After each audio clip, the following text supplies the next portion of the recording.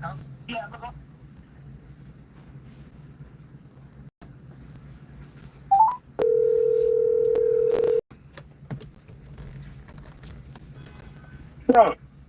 Group Dog and Dog. What's going on, man? hey man, Hmm? somebody got a contact with me and asked about you. Who? You remember Courtney? Courtney who? Courtney Brown. No, who is that? Okay. You remember what the Morgan stayed, right? Oh, On to my 22nd? Jamorgan Kevin homeboy. Yeah. Yeah, I remember him, yeah.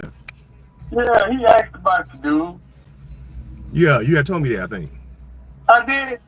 Mm-hmm. His mom passed away some years ago. Yeah, I did, Katie. Okay. I just Yeah. want to make sure I told you. How you doing? He good, man. Hmm. How you Yeah. doing? He good. How you doing? Yeah. Huh? I said, how you doing? I'm all right. About yourself. Now, I just got through freaking dealing with this move, man, this apartment.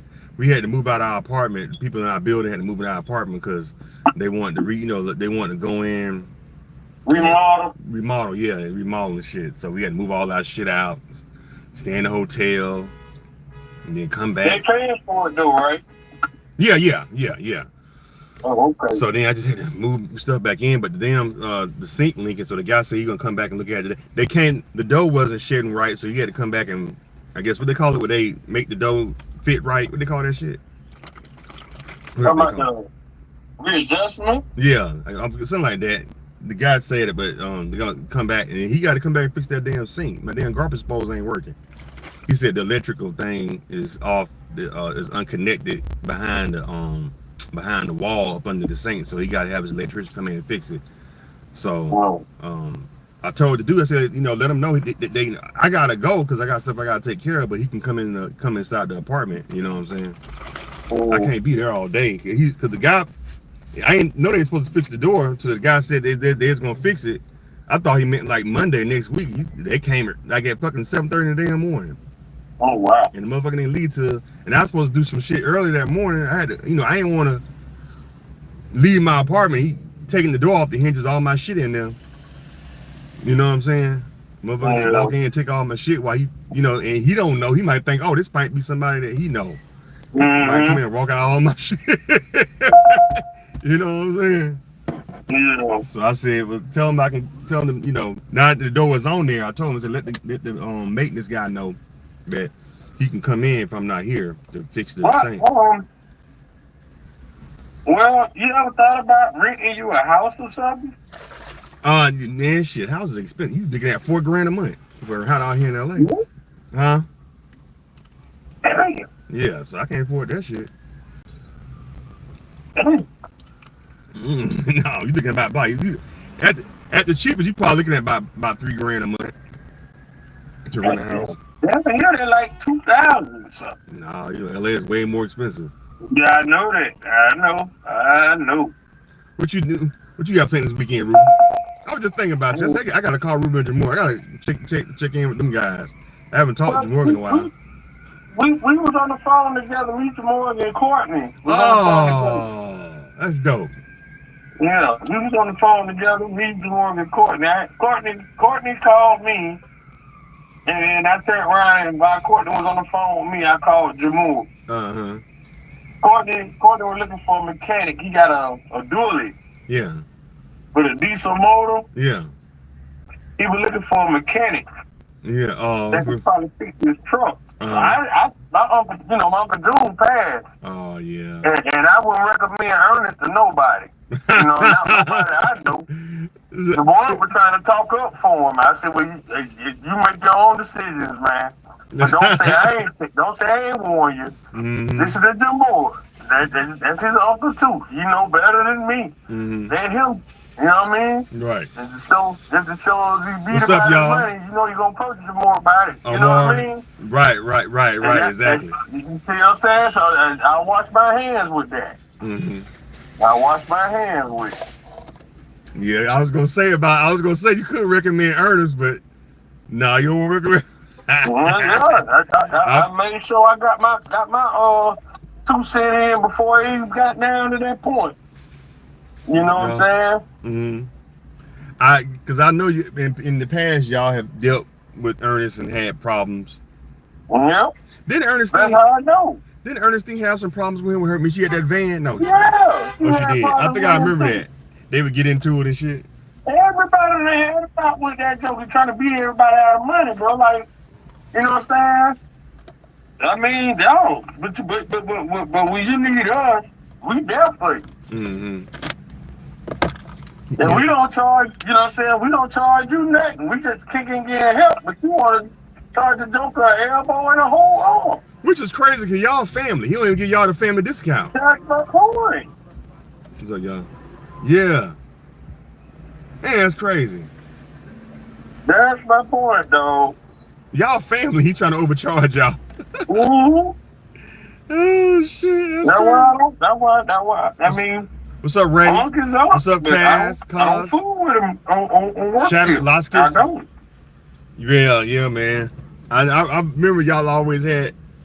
I was just going to say that y'all always kind of had a problem with Ernest when it comes to fixing fixing the cars and stuff in y'all family. I don't know. Yeah. That's some dirty ass shit to fuck over your own family members. Yeah, man. Your sister. Cause they twins, ain't they? Ernestine and Ernest? Yeah, they're twins, right? Yeah, they were twins. You Yeah. gonna fuck over your twins. That identical. They were paternal twins. I know that. Yeah, yeah, almost like Titus and Tiffany. Yeah. Yeah. Mm-hmm. They twins. Yeah. Yeah. How you gonna try to screw over your own damn family? That's kind of weird to me. I'm trying to tell you, boy.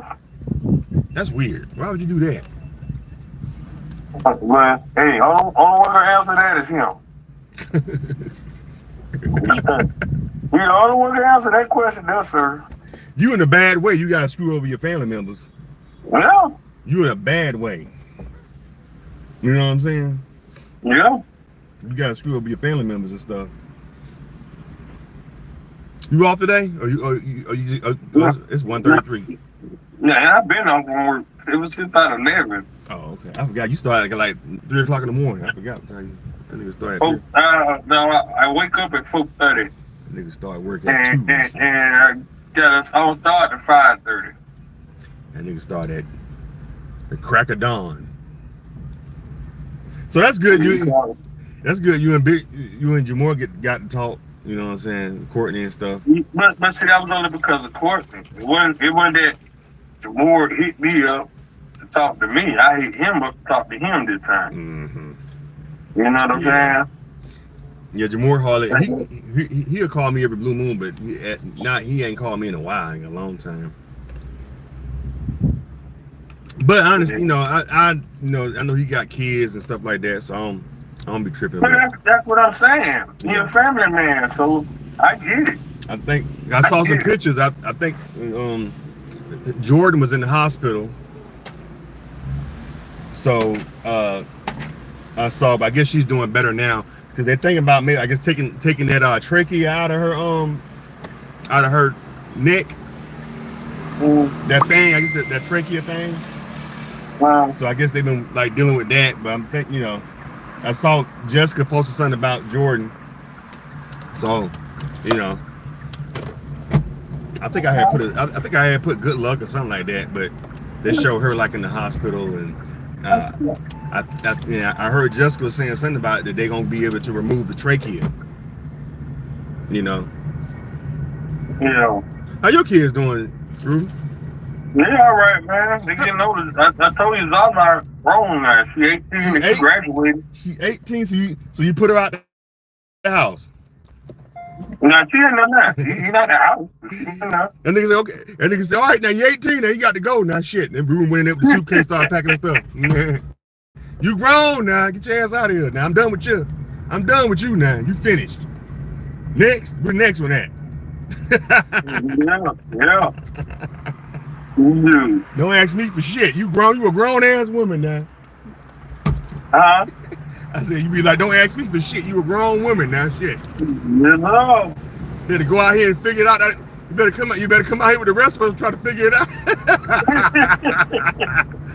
Yeah, we in our 40s and still trying to figure the shit out and live. Yeah. You better get out here and join. You better get out here and join the party.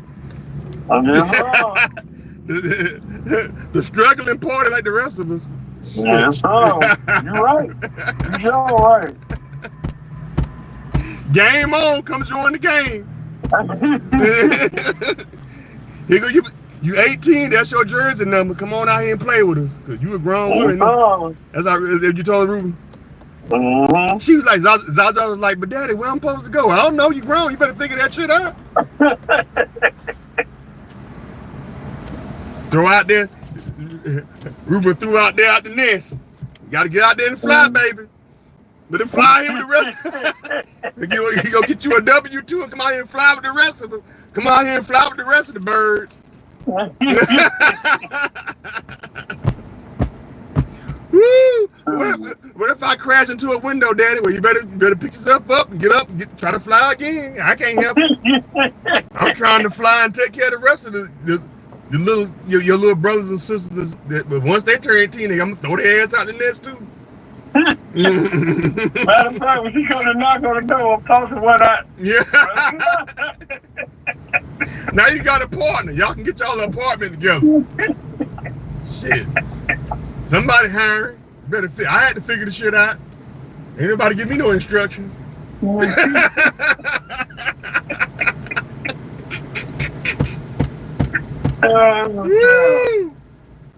that happened to one of T-Home girls. T-Home. I forgot the girl's name, but she ended up having to come stay with. She ended up having her mama put her out. I think right after graduation. Like that's fucked up. She at least let her. But yeah, I think it was her grandma, her mama. But you know, from what I heard, from what T said, they had some problems. We went to Jones with her. I forgot the girl's name. She was in. She went to Jones. She was in T class. You know, T a year below us. Mm. So but I forget, she real sweet. She was, you know, she was kind of pretty. But she ended up staying with Joreen and T when her mama put her out. And I think she ended up, and so she asked T and Joreen if her mama put her out to graduation in case she come stay with them. You know what I'm saying? Till she, cause she had, huh? Just to get on her feet? Nah, she was in ROTC, so she was gonna make the transition from ROTC to the Army, but she wasn't gonna ship out until I think that's like towards like the end of the summer or something like that. She's supposed to go to boot camp or something like that. It was like either like that summer or it was like 3 or 4 months. I was like, but damn, her mama couldn't wait till she like went to the at least she was at, you know, she had a plan. She was going to the Army. Like she, you know what I'm saying? Her mama couldn't wait till. Yeah, but see, again though, don't nobody really know because it might have been something she did. Yeah. And not telling nobody. See. Yeah. Yeah, y'all don't know. Y'all don't never know the truth. I ain't never know the truth. I mean, I remember when I came over there, the girl was over there, and you know, I met the girl. She seemed like she had her head on straight. She didn't seem like she was a problem. Yeah, but everybody can see him any kind of way, Chuck. But they're not gonna tell you the whole reason on why the parent did them like that. They gonna always make it sound like the parent doing some kind of way until you talk to the parent about what kind of trouble they got in. Right. You know what I mean? Like she was a straight A student. Like most hood bitches ain't no straight A student. She was a straight A student. She was head of the ROTC. You know, I get that, but you know what I'm saying? How you know she not have sex with her mama's boyfriend or husband or something? You know what I was thinking too? See what I'm saying? No, but it's funny you went there with that though. It's funny you went there with that because I think the mama had a boy. A lot of times the women be jealous of their daughter too. Cause I remember T was saying something about that mom was kind of like, you know, like saying something about her, like, you know, her man would be looking at her and be blaming it on her. Like, well, motherfucker, I can't help with your man looking at me. Well, but see, again, T only going by what the girl told her. No, T was actually there when it happened. Oh, she was there? Yeah. Oh, okay. Well, she was there. Yeah, but that still don't mean that's true. But even though T was T saw. No, but T said that's been an ongoing thing. She used to hang out over there, and it used to be the ongoing thing. Her mama used to be like, you know, my man and all this shit. So she one of them type of women. It be women like that. They put their man before their kids. Oh, you know what I'm saying? I know. It could be that too. You know, that happened with my god sister, God bless her dead, Teresa. You know what I'm saying? Mama be jealous of they they bring a man around and they see they man kind of glance at their daughter and they think, oh, she gonna try to fuck my man. I better, you know what I'm saying? No, nobody want this old ass nigga. You know what I'm saying? But they be thinking some of them like that. Yeah, but I don't know. But yeah, she ended up going, but she stayed with Tina for like a little bit and then they ended up. Yeah, I'm gonna put it out. I was like, damn, she put you out the birthday graduation. She ain't let you get. She ain't had no party for you and nothing. All right, you graduated, now you good. Let's get your shit all packed up, get you up out of here. And see that, and for all, she probably already knew that was coming. But at the end of the day, that probably, you know how certain events can detour you from wanting to do something. Yeah. She probably didn't even want to graduate because she knew that was coming. You know what I'm saying? Oh yeah, right, yeah. It's a happy moment for her, but then again, she knew what was going to take place right after. Right, you know? Right. Yeah, but yeah. And it got to the point where she didn't have nobody else to turn to. So right after graduation, she said something to them. Yeah. I think last time I talked to T, I said, T, what happened to that girl? I think she ended up getting out of the military and she got like a house and shit now somewhere in Texas. So I think that's why I wish I would have, I kind of wish I would have went to the military because, man, they set you up, man, once you get out there, motherfucker. You get all kind of benefits and all kind of grants to get houses and money and shit. Yeah. You know what I'm saying? But I just can't take the motherfucker getting up yelling at me, get up, run outside, 5 o'clock in the morning. Yeah, all that extra, I ain't got time for that. Get your ass up and run outside. It's motherfucker 5 o'clock in the morning. I don't give a fuck. Let your ass out. Yelling at man, grown ass man, yelling at my ear when I'm sleeping and shit till I get up and run at 4 o'clock in the morning. I just couldn't. I can't. That's boot camp. Yeah. Y'all wear the same shit every day. Them damn polyester pants and that shirt. I don't know. I think that's what I think ROTC is, though. That's why it kind of gives you an insight of what the military is. I don't know who was in ROTC that we was cool with. I know Derek was in ROTC. Derek was in it. I don't think Kevin. Who else? You remember Sam? Oh yeah, I remember Sam. Sam was in there. Yeah, Sam was in ROTC. He used to wear glasses. Yeah. Joanna. Oh yeah, Jawan. Yeah, she was in ROTC. Yeah. Who else? I think ROTC is like pre-army, like pre-military training and some shit like that. Yeah, that's all it is. They teach you like. You just, as far as school go, they already mind frame beside where they better than us. You know what I'm saying? That's how they got their mind frame shot. They already better than us or whatever. Well, I don't think that's the case. I don't think they. I do. I did how some of them carried themselves like they were better than us. Oh, I never really. Derek was the only person I really knew. Derek, you said Jawan. Who else? You said Sam. Sam was. Well, I ain't talking about them. I'm talking about the other one, dog. Like his last name was Sam. What was his name? Sam Trouble. Sam something with a T. Got his last name. Oh, I can't remember his last name. Sam was funny. Yeah, he was. He's the goofball. He used to wear them big ass glasses and shit. He was funny as hell. Oh, Scott.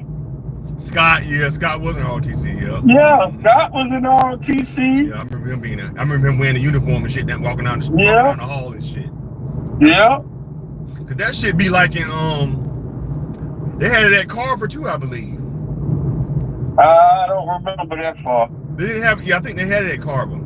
Like I said, I don't remember that far. I don't remember them having it. I don't know. Yeah. It's been some years, man. I don't know. I can't recall it. Yeah, motherfuckers used to walk. Yeah, them damn hot ass. I said, y'all gotta put that shit in the summertime. Damn. Hot as fuck. Y'all be wearing them damn hot ass shirts and shit. Well. Yeah. But yeah, I didn't realize that's what ROTC is to prepare you for if you decide to go into the Army. I just didn't, It was my thing. Yeah. Had I known the benefits of the army afterwards, people, I learned afterwards, like, no, dude, like once you get out that shit, you can do 10 years and then you set up for life. Like they'll pay Yeah. you, they'll give you money, like they'll pay you for your house, and you get like, yeah, you just gotta do 10 years. So he's like, these motherfuckers that can retire. It wasn't just 10 years. That's like, And anytime they do that callback crap, oh, you you mean, had to go. oh, it's on the arm. Oh yeah, that's the part. See, that's probably why that's probably one of the reasons I never joined. Yeah, like when they were looking for Bin Laden and all that was going on. Mm-hmm. They did the recall for all that. You was in that army stuff. Everybody who had something to do with, we had people on the job. A guy yeah, people on my job. Charlie. Yeah. Charlie was one of the top guys over all of us. White man. Uh-huh. He had to leave for duty. Oh hell no. Yeah. He even left, dog. You know what I'm saying? And they were talking about it all over the radio about Charlie had to leave for whatever the army or reasons, whatever the case it was. They were talking about him. That was like the 9/11 shit. Yeah.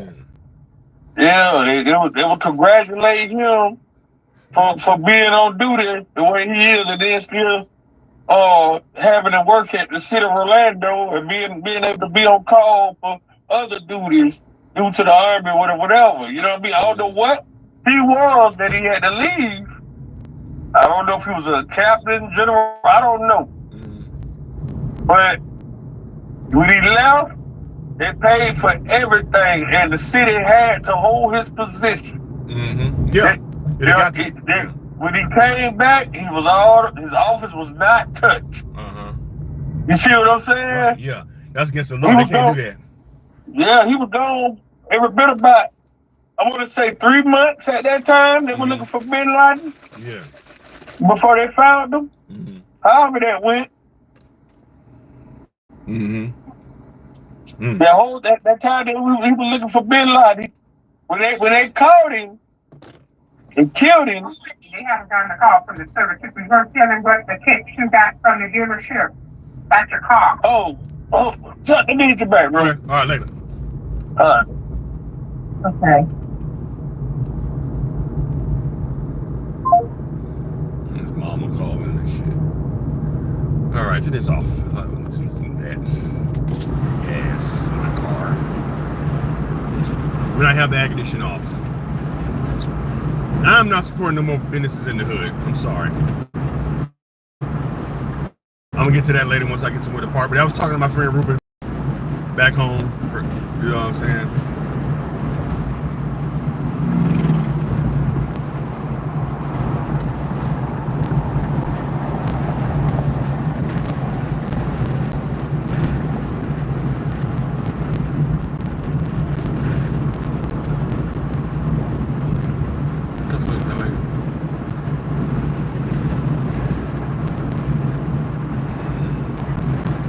$4.20.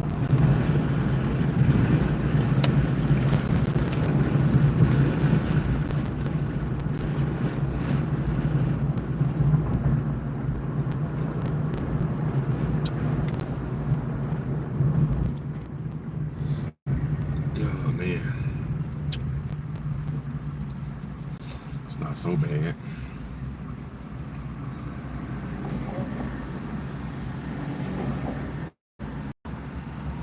Sugars, what is it? Sugars. 190 calories. That's not bad. 190 calories.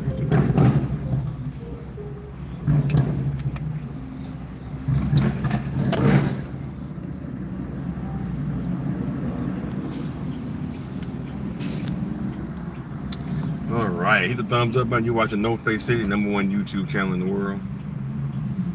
Hit the thumbs up button. Let's see what's going on.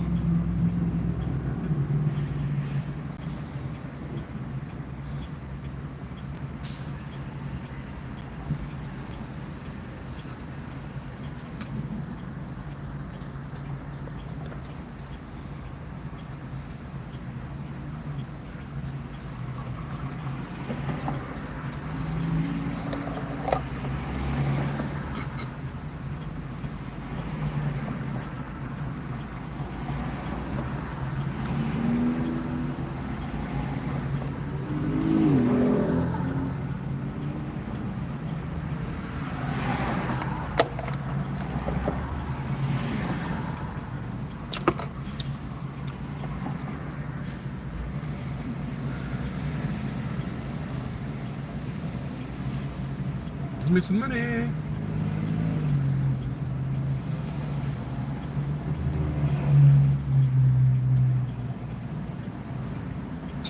Oh man, it's gonna be hot. What's that? It says 77 degrees outside, but it's hot. It's kind of warm in there. Get off your phone. Let's see. Everybody on their damn phone. Shit. Man, get off the phone, man.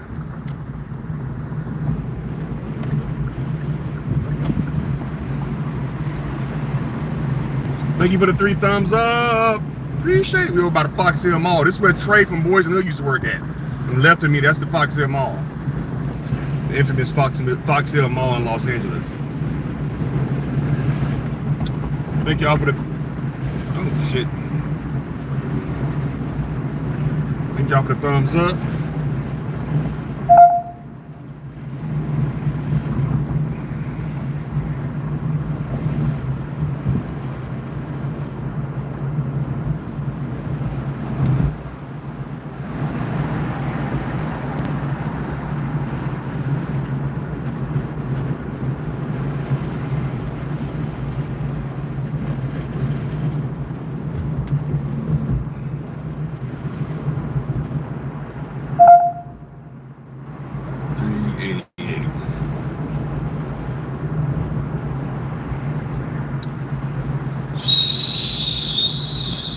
Construction over here.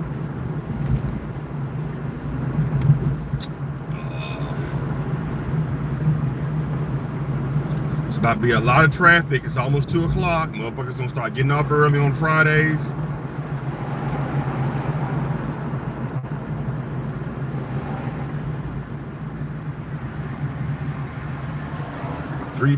There's hopefully a lot of traffic out here. Let's see.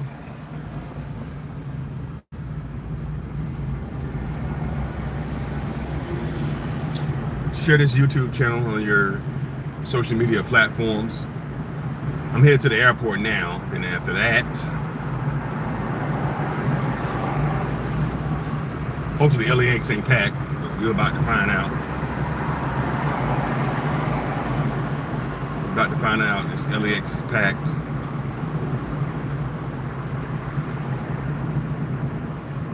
I had to get some pillows.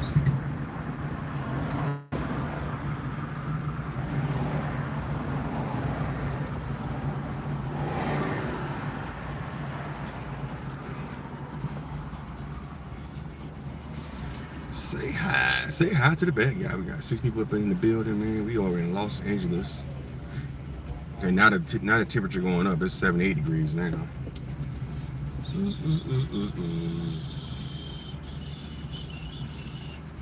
Let's see how the airport looking.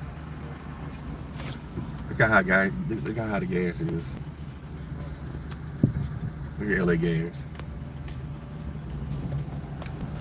Look at LA gas, y'all.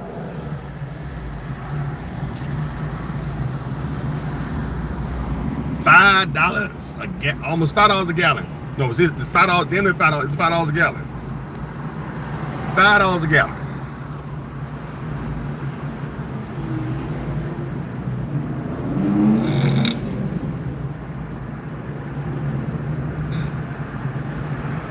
$5 a gallon for some gas in LA. $4.89. That was Chevron though. It's probably a lot more cheaper. I'm gonna show y'all another cheaper one later on when I get to the hood. It's a little bit. This area over here by the airport is a little bit more foo-foo. So you probably can get it maybe $4 a gallon, which is still expensive compared to a lot of people.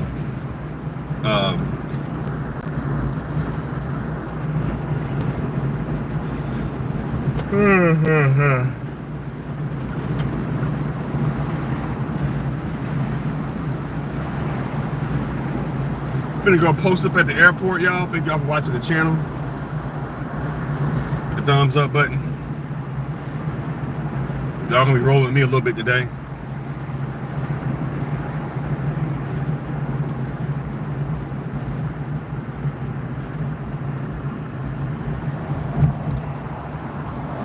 Woo! This traffic is thick. Something rolling around my damn back seat. When I pull over, I'm gonna go check it out. Oh man, I gotta wash my car.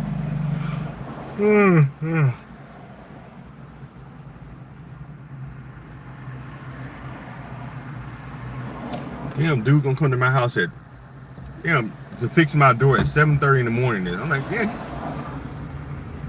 coming early as shit. 7:30 in the damn morning, knocking on my door to fix my door. I'm like, man, you supposed to come at, this ain't business hours. You supposed to come at 9, after 9. That's business hours. Fucking 7:30 in the morning.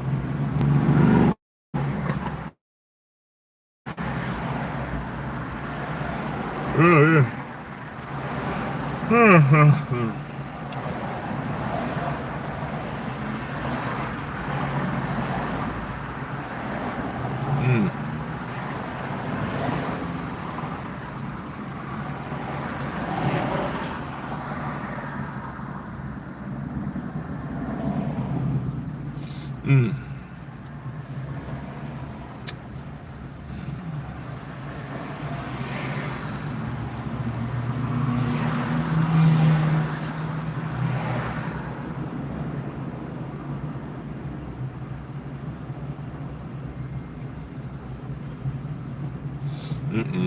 I should be driving. I'm gonna be falling asleep and shit.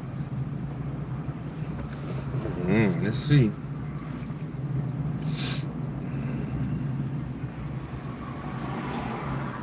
Let me go over here and take me a nap. Shit, in the parking lot.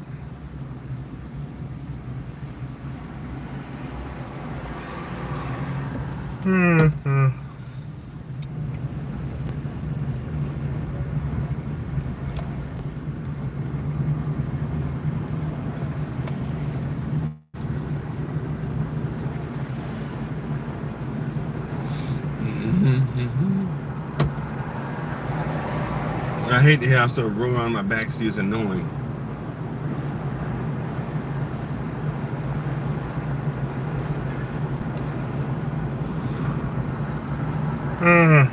Shit, I'm tired.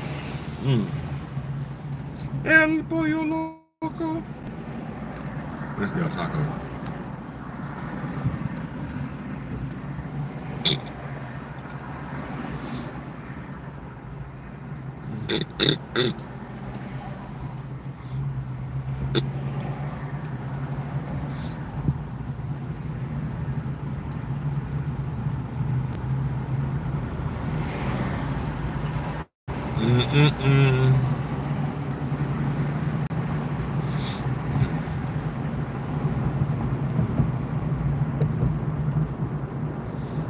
East Point.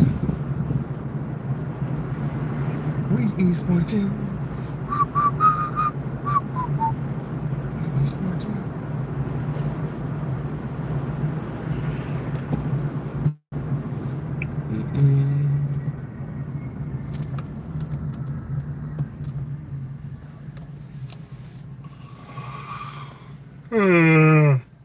Oh, shit.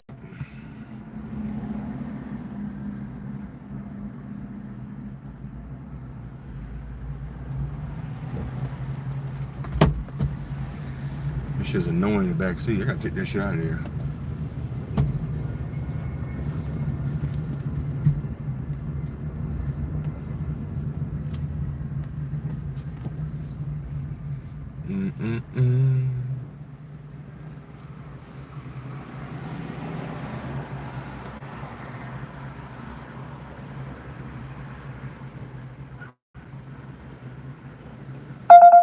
That shit's loud.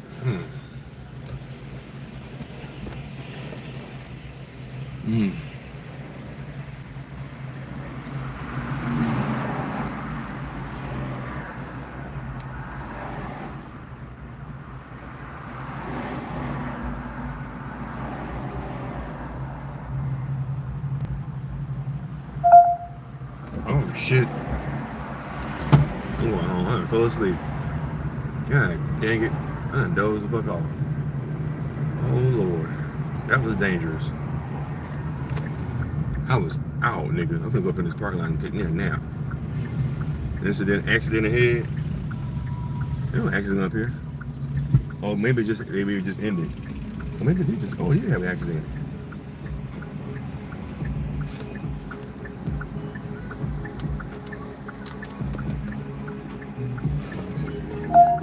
Oh, you did have an accident up here? Oh shit, they did have one. Wow. Oh wow, you had an accident. Bad one too.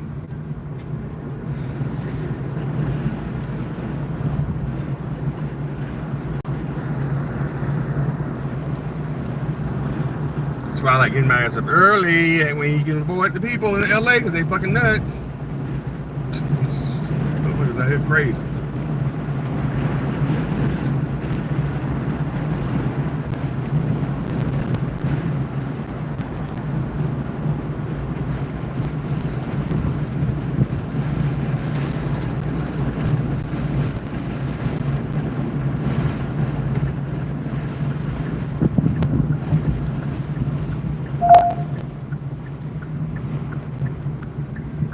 Actually, didn't go. What time I had to bed? Around 2 o'clock in the morning. I didn't go to bed till maybe 2 o'clock.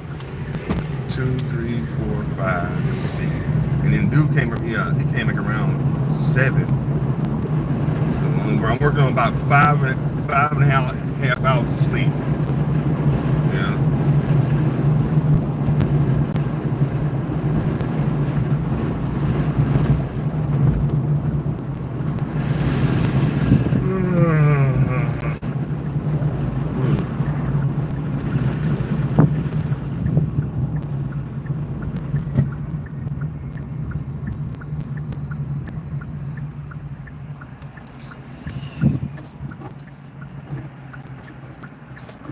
Luckily, ain't no Q. I don't think it's, you said Jasmine. What did that say? Jenny, what's up, Jenny?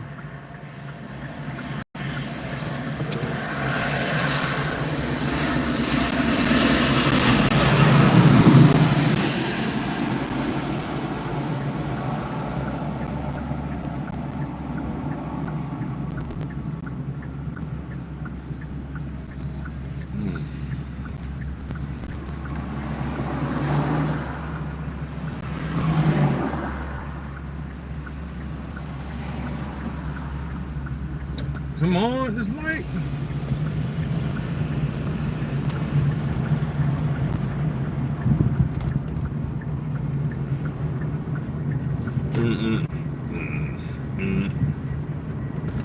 Crazy.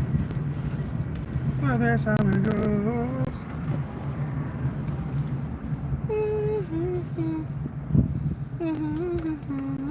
Can't believe Ozzy Osbourne gone.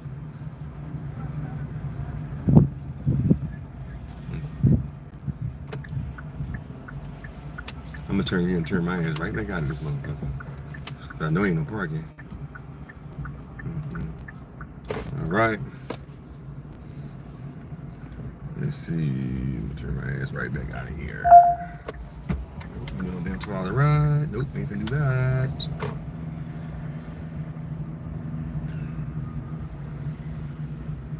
They got a truck.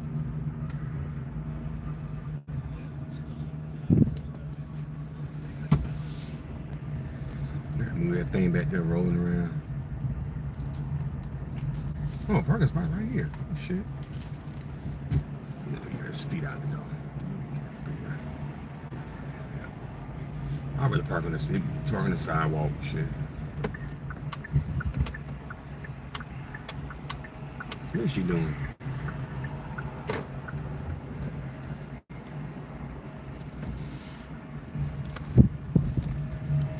It's a miracle. It's a miracle. It's a miracle.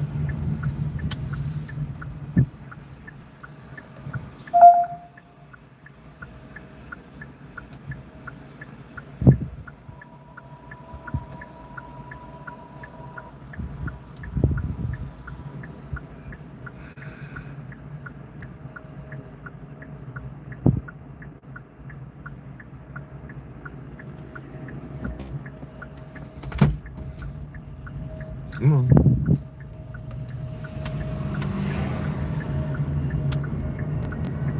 I wanted to just bring to y'all attention the importance of hard work.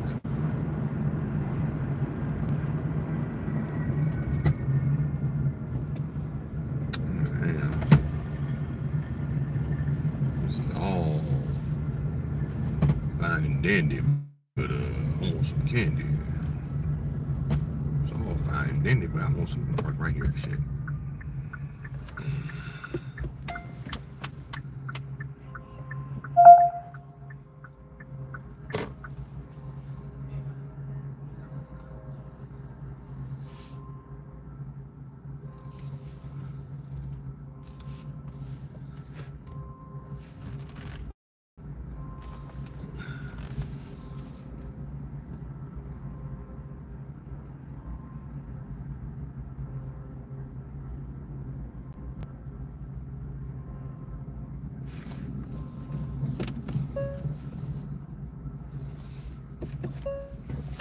I'm sending this thing rolling on my back seat. So I'm gonna check this out.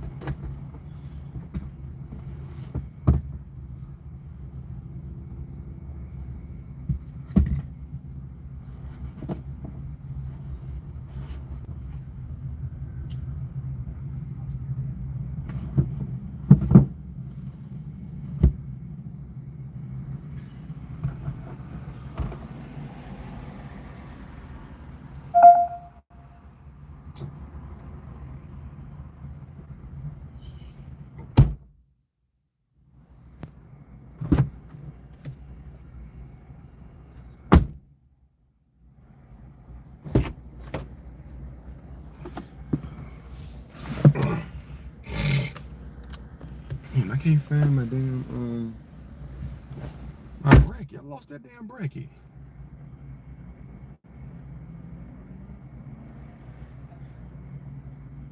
I must have trying to find where I did my bracket thing. This little bracket thing that I wear. I think I might have lost it.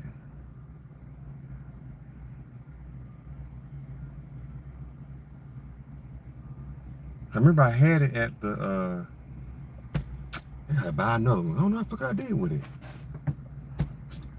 I think I might have threw it out my damn car. I be losing shit left and right.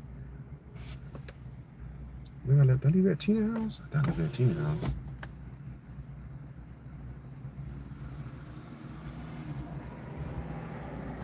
Damn. I think, did I have that the anime thing? I don't think I had that the anime thing, I don't think. And I did, let me see.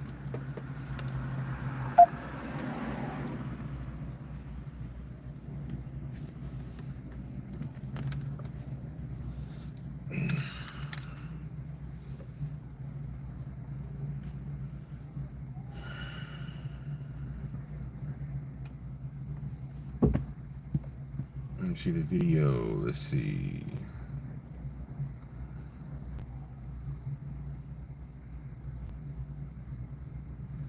I think I did have it at the anime thing. What did I do with that damn bracket?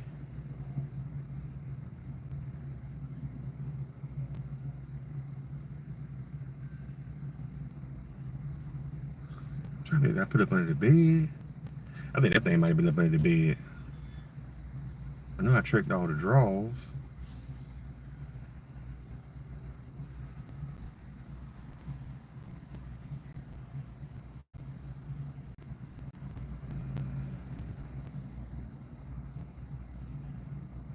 Yeah, I must have, it had to be up under the bed. I must have lost that damn thing. I gotta get another one.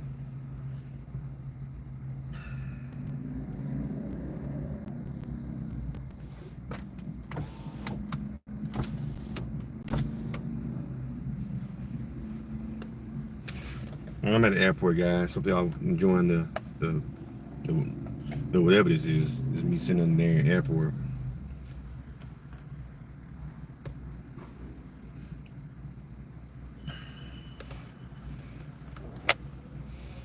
I think I might end up under the damn bed.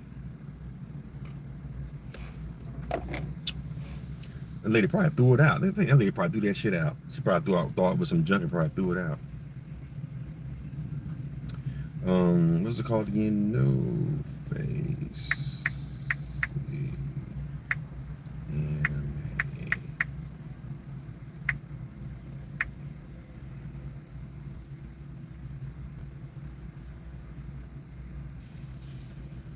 by the crypto arena.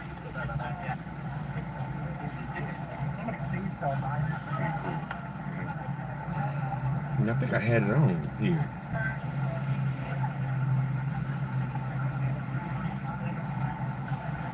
This is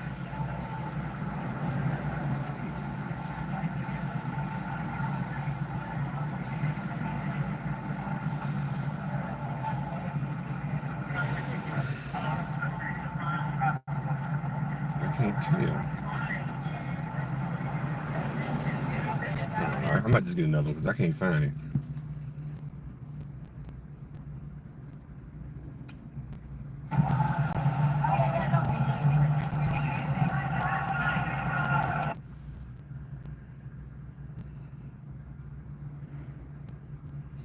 Let me get another one.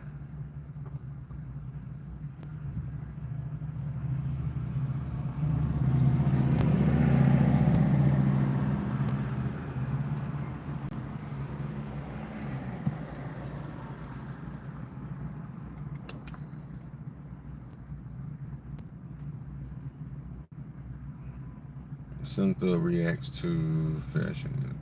The baby.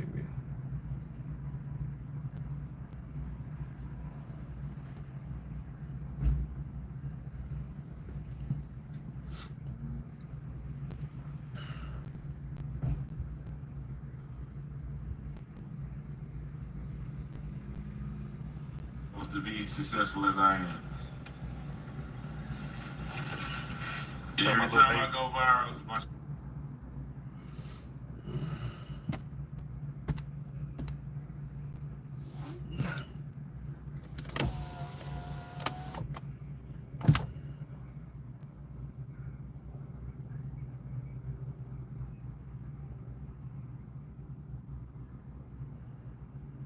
Okay, y'all. So we briefly talked about, or not briefly, we talked a lot about Beyonce's last stop on the Cowboy Carter tour in Vegas and the reunion with Destiny's Child. Well, Michelle Williams on her podcast, Checking In with Michelle, actually talked about the moment that a lot of people were focused on. Remember, she was stepping down the steps and it was a little shaky? Yes. She said she did not trust those steps, and she took us through why she didn't. Y'all always waiting on Michelle to fall. Just because you fall one time on TV, on one of those talk, now you're always waiting for Michelle to fall. No, I Oh, said really? Michelle fell. She been walking like she don't want to fall no more. That's the thing. That's it. Listen, she said exactly that. It's given she's traumatized by it. Let's take a Right. listen.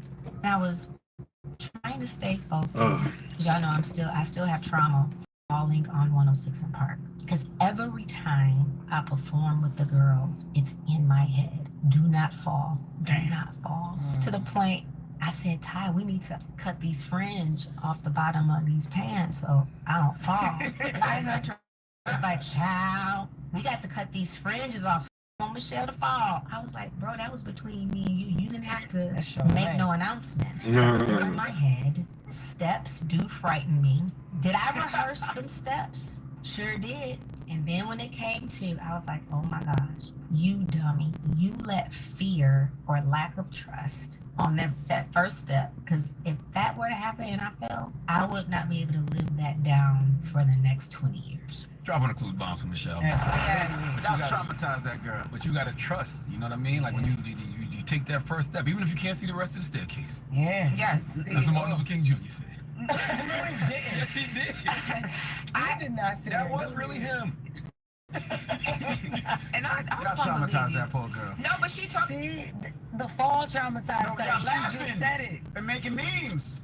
She said though that she was not gonna let the people get her on the internet. But the whole episode, I thought she used the moment good. It was about your inner critic versus your outer critic. That's right. Fantastic. And just knowing the difference between the two, not being hard on yourself, but also not allowing people to be hard on you to let it get to you. But she also said that they took some steps toward, or not Some steps. Put them on. I didn't mean to say that. They took extra precautions. So in her outfit on stage at the Cowboy Carter tour, she had fringe on her pants. So she told Ty Hunter, who's been working with them wardrobe wise for a long time, you got to cut this fringe.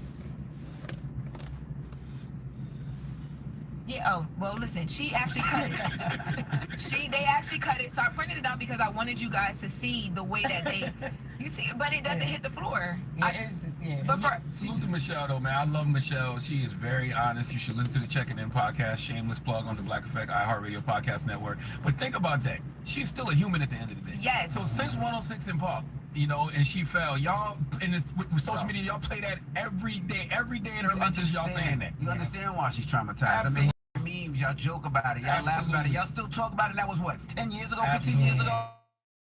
Yeah, she don't fall again.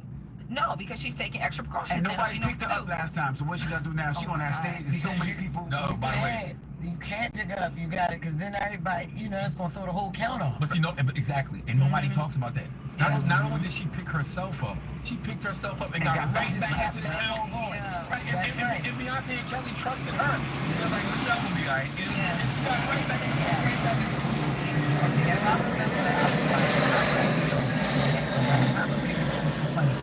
And it was somebody on there that said Beyonce looked back and she thought about helping her, but then she heard Jay-Z voice in the head like, "Don't you pick that bitch up." Yo, that is so funny. I remember watching that back in the day. Sorry, Michelle, but that was funny. She said something on the pod too that I can't remember. It was she basically was like, if you stop critiquing and I'm paraphrasing, critiquing and hating on somebody, then you can be great too, or something like that. I can't remember the exact quote. She was also I wrote it down. Because she was talking about the Cowboy Carter tour and it becoming the highest grossing country music tour, and she said that even seeing that and finding out about that, it's kind of what made her even want to talk about the moment, because she was like, dang, Beyonce be pushing through, like she don't let no critics or nobody stop her. So if you stop focusing and focus on what you good at, you gonna get to something great. For real, because remember when Beyonce fell down the steps during Ring Around that year, all that green, and she tumbled, like, no, not Michelle, like she tumbled down the steps, hit her head, her ankle, and everything, and got up and got right back into. And don't get into it, but we all have felt before. I mean, you fall to the point where we have to stay there for a minute. Yeah, but not on camera for millions of people to see, and they replay over and over. But it happens. Well, I got the quote, because I wrote it down. You can make moves too when and if you stop talking about the people that are. Who wrote that? Mama? Michelle Williams. Oh, okay. So that was from the podcast. That was Michelle Williams. Make sure you guys go ahead. And you know what else I want? I want, and this is my personal opinion, I want Act 3 of Beyonce to be Destiny's Child. I think it That should would be. be very dope. Yeah. Did we say that last week? No, I said that. I said it too. I said it. I said it. I think And you everybody copied me. No, you copied I me. said You said rock and roll. She You said said rock and roll. She said I said rock and roll. I said Act 3 should be But I DC. do I said that second too. DC. I do second. Girls. Yes. I have one more thing that is extremely important. Yes, ma'am. Because I just talked to Miss Tillman, who's the woman who filed the lawsuit against Shannon Sharpe and Chad Johnson. That's who you're talking about with? Yes. Yo, I just want to tell you before you get into that, she was like, yo, I'm so sorry, but just know that the Breakfast Club is on early. I don't mean to be calling you this early. And I know in Chicago, it's an hour early. You was going very professional. Yes. Very professional. Now listen, so I told you guys that I couldn't find the clip originally. I now have the clip of what was said. Let's take a listen to that. Deuce her I and saw kiss her that. on stage. I saw that. Husband claimed she never kissed him in public and was shocked she would kiss a complete stranger in front of 20,000 people. Now that is the clip from That's the clip? Yeah, but let me tell you, because this quote that they're reading from the husband is not a real quote, because she doesn't have a husband. So she said that they took that right there, and because of this clip right, she said that she's a top YouTuber in the country. She was on a Zoom. Some of the men from the people that she works with came on a Zoom and said they were upset at her because her story is that she's a single mom and she had to do a lot by herself, including homeschool her child, right? The men came on and said, well, why are you hiding your husband and emasculating him and not giving him credit for helping you raise your child? We heard Shannon Sharpe say blah, blah, blah, blah, blah about your husband because of the Usher concert, and that's how she even knew that it was happening. She reached out to them. She gave them ample time, according to Ms. Tillman, to remove things and to publicly apologize. She says that they pulled it down off of where you could view it on YouTube and other platforms, but not from Apple. As of yesterday, she claims that it was still on Apple. We went and checked today. It's not on Apple anymore. But she wanted to make it clear that this is not like a shakedown and anything like that. She gave them time. She wanted things removed. Once communication kind of faded out and they weren't responding to her, she then filed the lawsuit. And they are in conversation for a settlement, but she says that she even plans to use this as an example when she goes and speaks to Congress not too long from now, because it's more about journalistic integrity and the fact that people can take anything and do it. Take it down and they ain't take it down. They removed it, so they removed it from some platforms, but they removed, she says, from Apple. She sent me a screenshot of tired, it being still shit. up on the Apple, their Apple platform at one point. But as of today, we went and looked today, it's not there. But she is alleging that it was still there, and that's what made her say, you know what, I'm going to file the lawsuit because I've asked for these things to happen and they haven't. So, yes. Laura, thank you for doing your due diligence, Laura. Welcome. Sorry, I'm calling you early. I mean, I know. Yo, that's hilarious. You know, it's in Chicago and it's an hour early. You know, it's very, very early, but the show is early. I know you're in distress. You're single. You don't have a husband, and I know that's a lie. Oh my God. I used to, you know, now I got 2 boyfriends. And you too can have 2 boyfriends. Charlamagne, I don't cannot have 2 boyfriends. 4 after the hour. Don't skip over that. 4 after the hour is I'ma sue people's you. donkey. Okay, 4 after, I got video. Of what? My man's. What's up? My man's. What's up? I'm telling you, Lauren, put on the scarf. Just put on the scarf. The people's donkey is next, man. Call and give somebody the credit they deserve for being stupid. It's the Breakfast Club. Good morning. Every day I wake up, wake your ass up. The Breakfast Club. Y'all finished or y'all done?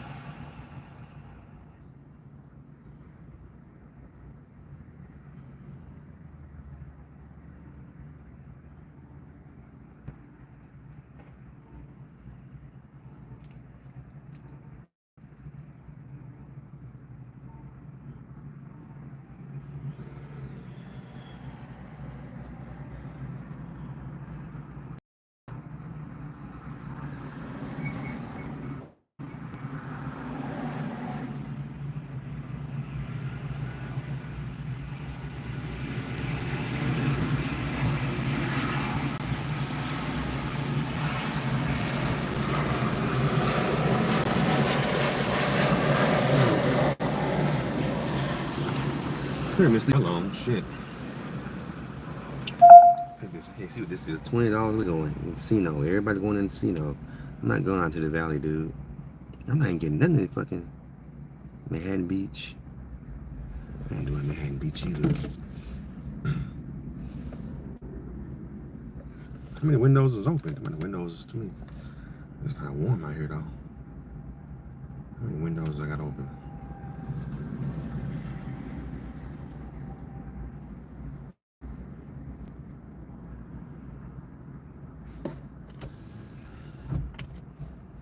I got the windows down. It's still hot in here. How many people watching me in the chat?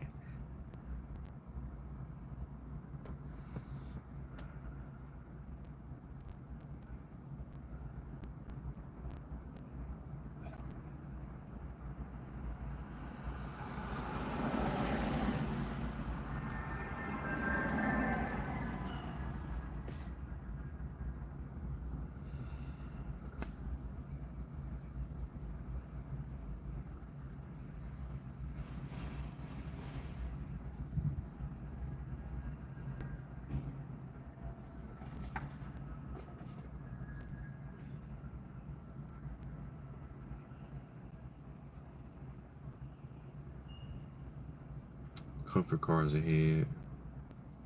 30 electric cars ahead. Uber green cars. Uber is only okay. 6 is this. No, I want to go to fucking the valley. Damn. 40 minutes to go. No, that's been crazy. 40 minutes to get to the fucking. No, that's insane.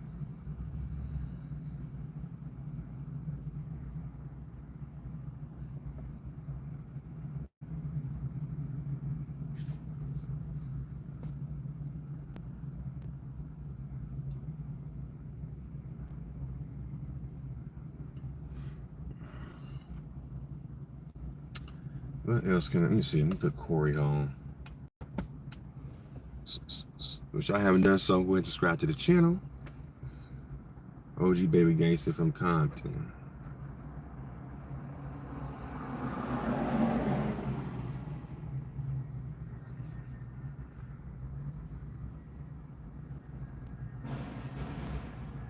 Women, they can come up and say it's all about the personality. But if I'm being honest, that line typically only comes up when you're either A, broke, or out of shape. You ever notice that? See, nobody says that to a man with a 6-figure body or a 6-figure bank account, right? They typically say that for the guys that they are settling for. It's a code. It's a way to make that guy that she's not really attracted to feel good. Meanwhile, the guy who's in the gym, who's built, confident, getting paid, she's not asking for his personality. She's falling into That is not the case. They say that when the options are limited in their life. But the moment a man walks in with presence, power, and discipline, guys, the game changed. That personality narrative that women preach, that shit goes out the door. So don't fall for that trap. I need you guys to build yourself and watch how fast their preferences change. Women, they can come up and say it's all about the person.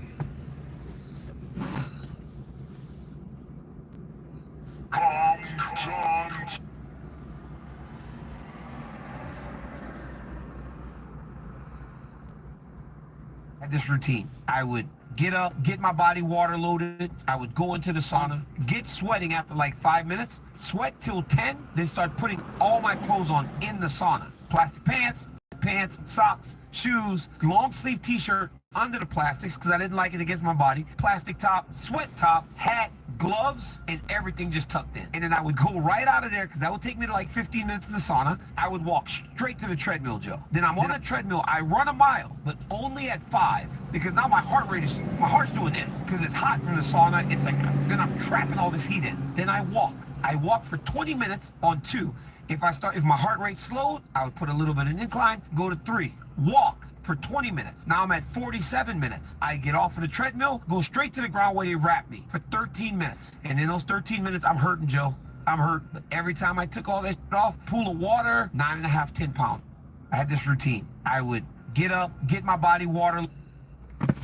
It's a pretty dope routine. Probably you damn sure lose a lot of weight doing that. I wouldn't recommend unless you train to do it though.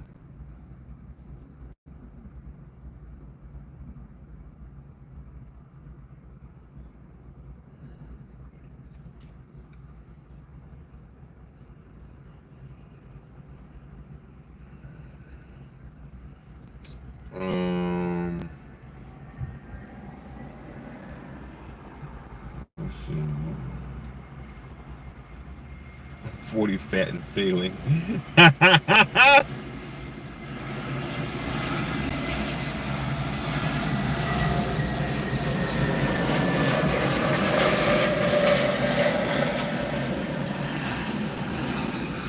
Before his fight, he says, "Hey, come to the house." So we come to his house, ring the bell, ding dong. I hear her, "Come in." So I open the door, right? There's nobody in the lobby. So I don't want to make myself home. I start walking. A tiger comes running down the stairs. A real tiger? A real white tiger comes running down the stairs. White tiger comes running down the stairs. So how much came out of your... A lot. So I'm turning around trying to get to the thing, and then Mike came and he started wrestling the tiger. I told my boy, I said, "I'm not a gambler, man, but I wish I had $1 million to put in the fight. I just seen this man stop a full-grown tiger. He's about to kill this dude." You remember that? Yeah, I sleep with my tiger. All right, so you say you slept with yourself, like you kept him in the house? What happened as soon as it came out the mother? The one that was chasing me wasn't come out the mother. A full tiger. What? Mike, were you Big Spoon or Little Spoon? Like, would they hold you or did you hold the tiger? Well, at one time I held them, and as they got older, they held me. That's beautiful. I always see this crazy...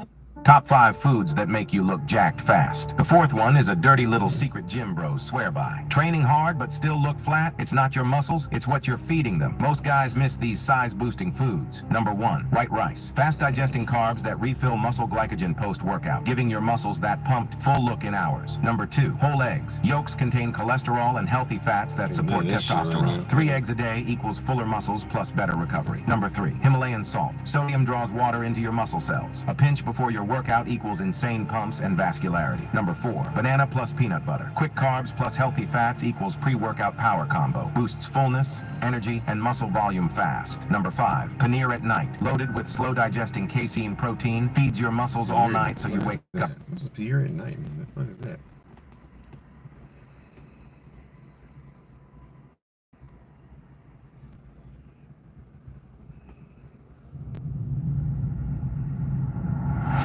Yeah, I do it big, I'm coming to win. I do it big. I'm watching Shaq's podcast with Mike Tyson. I can't see none of the comments. Where the comments at?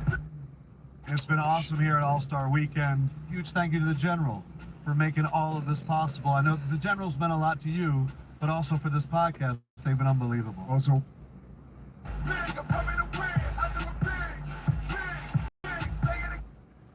Live from Kenya. Let's keep doing that. God With damn it. Khalees on her 150 acres, soon to be 300 acres Stop. of land. Oh, stupid fucking phone. Get right into it. Yeah. Champ, I'm gonna give you a sort of trivia. When was the first time you met you? Prison? No. J-Head, what's up, J-Head? It's J-Head. Listen, everyone was a Mike Tyson fan. I had a friend of mine, Fresh West, who's now the executive for the New York Knicks. Sure, Worldwide West. We were playing Indiana Oh, Pacers. West. Now, what does West do? He's for what for the Knicks? Oh, he's like, what is he, like president? Like He's vice in the front office. Yeah, he's in the front Oh, office. that's talking. So Wes comes to my room with me and D. Scott. He said, hey, man, you want to go see Mike? I said, Mike who? He said, Mike Tyson. So we went, and I was amazed that Mike knew who I was. We had a great conversation. Mike gave me a lot of gems, a lot of tools. And he said, hey, man, when I come home, I want you to come to my first fight. He called me, gave me some tickets to his first fight. That was the first time, but this is the real first time. Before his fight, he says, hey, come to the house.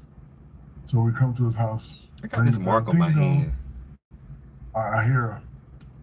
I don't know where I put this from a mark. I think this might have been from a marker. It's like a blue. It had to be from a marker. I don't remember having a marker though. I think I did have a marker earlier. I don't know. I'm at the airport. If y'all know, I'm in my fucking car. You're in a pocket. Why this thing ain't reaping no more? Hold on. So I open the door, right? There's nobody in the lobby. So I'm you know, I want to make myself home. I start walking. A tiger comes running down the stairs. A real tiger. A real white tiger comes running down the stairs. White tiger comes running down the stairs. So how much came out of it? A lot. So I'm turning around and trying to get the thing, and the light came and he started wrestling the tiger. And I told my boy, I said, I'm not. Oh my God! This damn thing was off the whole time.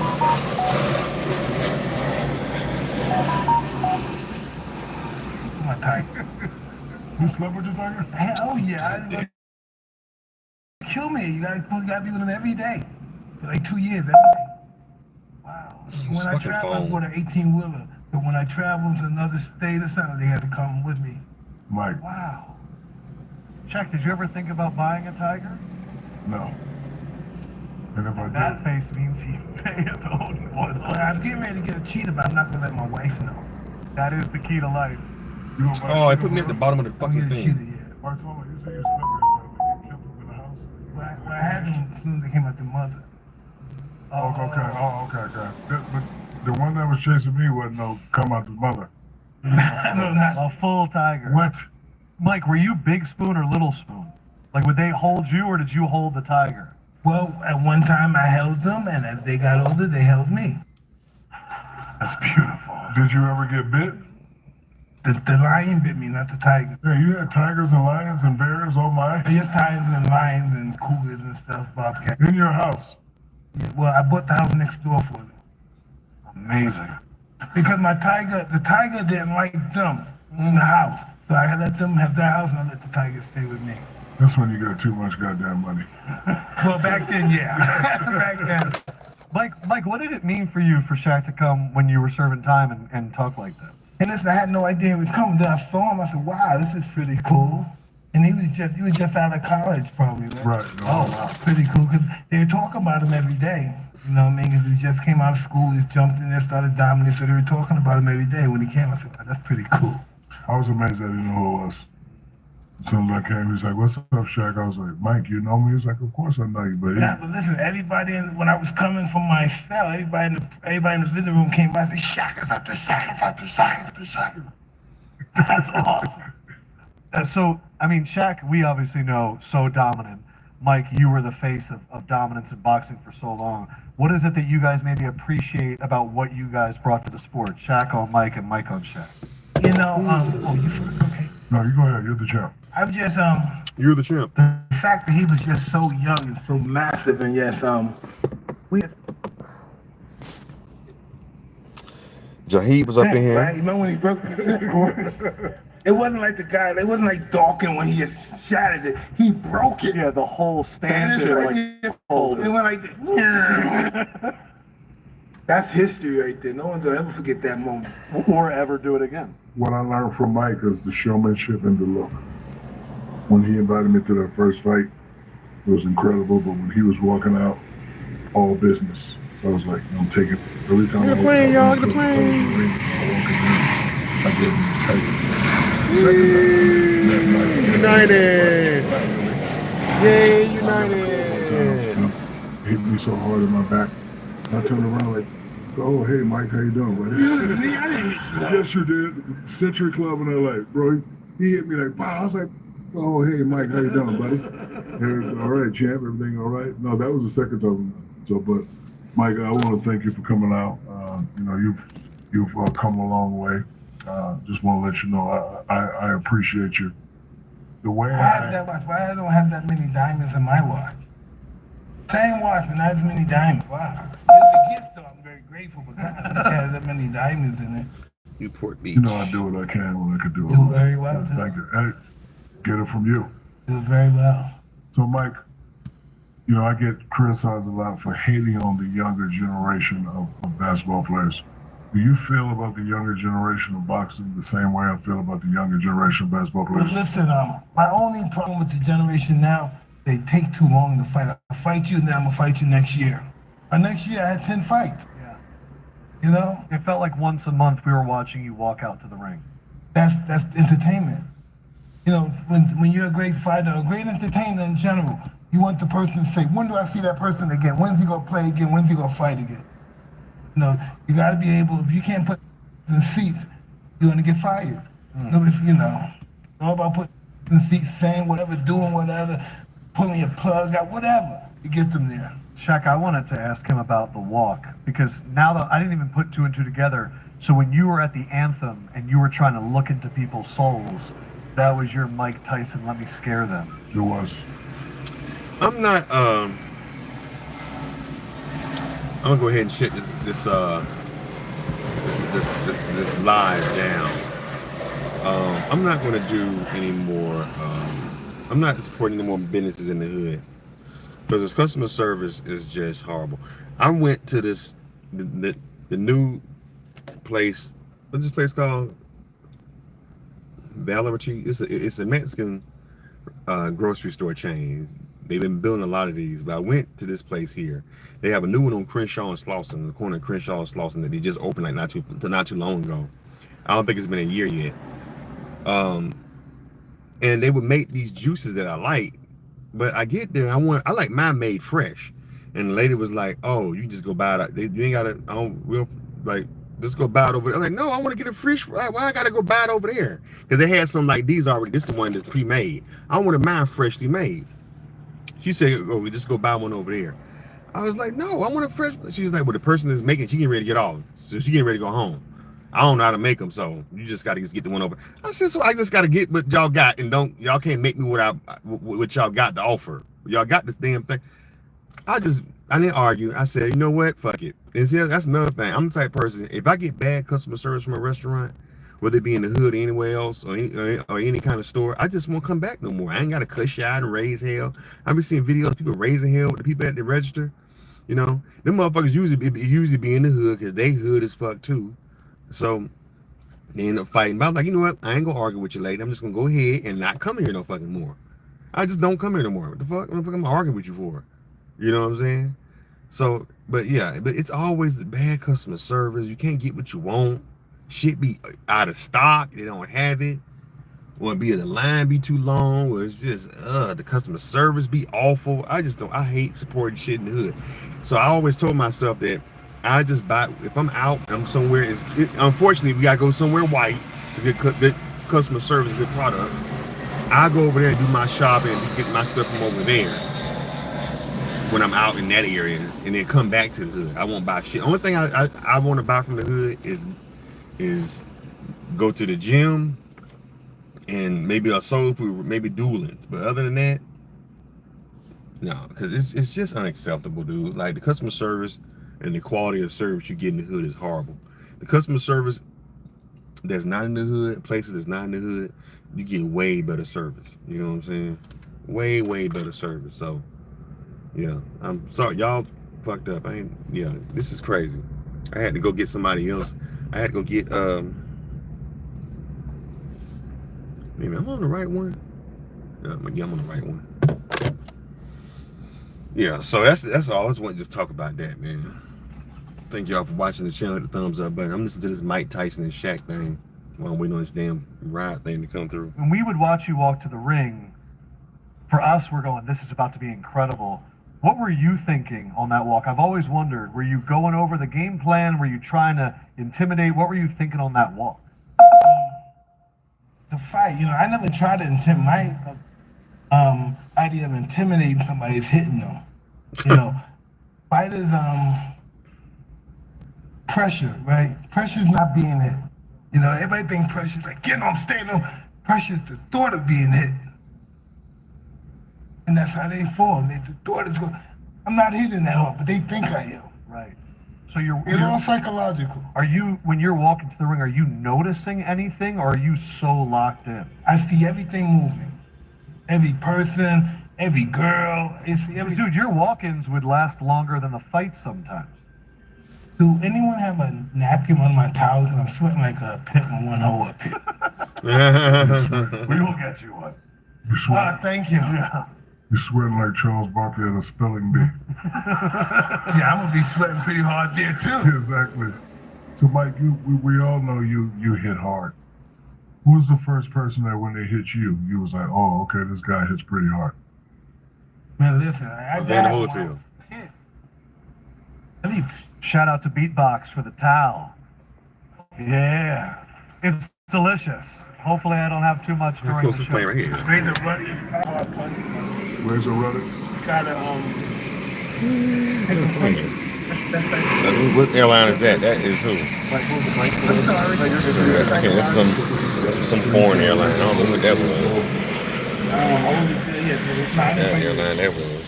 There's a lot of hitters. All those guys are hard punching, but the purpose is they can't land the punch. I know you look at me and you see me, but I don't get hit much. When I was at my prime. Right. That was the whole objective. Coming up, everyone was a fan.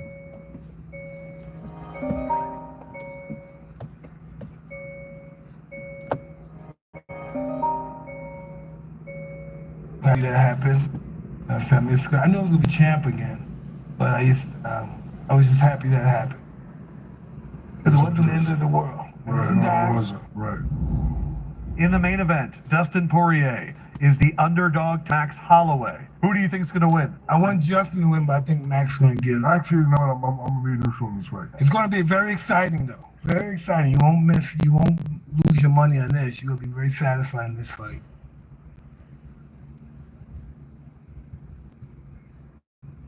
We do have something for fight fans. UFC 318 is almost here. It's shaping up to be a banger. High-stakes matchup, major title implications in the octagon. Our friends at DraftKings Sportsbook are offering new customers $5. You get $150 in bonus bets, no matter who you pick. Just use the promo code BIGPOD. Download the DraftKings app now and sign up using code BIGPOD.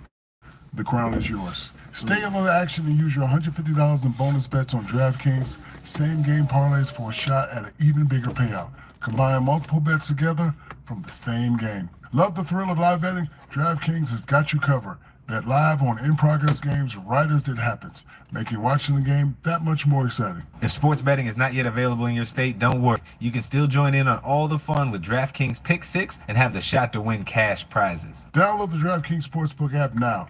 New customers use my promo code BIGPOD and bet just $5 on any wager and get $150 in bonus bets instantly. That's promo code BIGPOD only at DraftKings Sportsbook. Shakalak. This episode of Morgan & Morgan Insurance Company's profit by holding onto your money for as long as possible. Morgan & Morgan fights hard against these corporations every dollar you deserve. When in court, the insurance companies want jurors to think the at-fault driver is the one paying the verdict amount. How many lives do you think you've lived? The bio will have link to all the tickets. Souls. That was your Mike Tyson, let me scare them. It was. Like, when we would watch you walk to the ring, for us, we're going, this is about to be incredible. What were you thinking on that walk? I've always wondered, were you going over the game plan? Were you trying to intimidate? What were you thinking on that walk?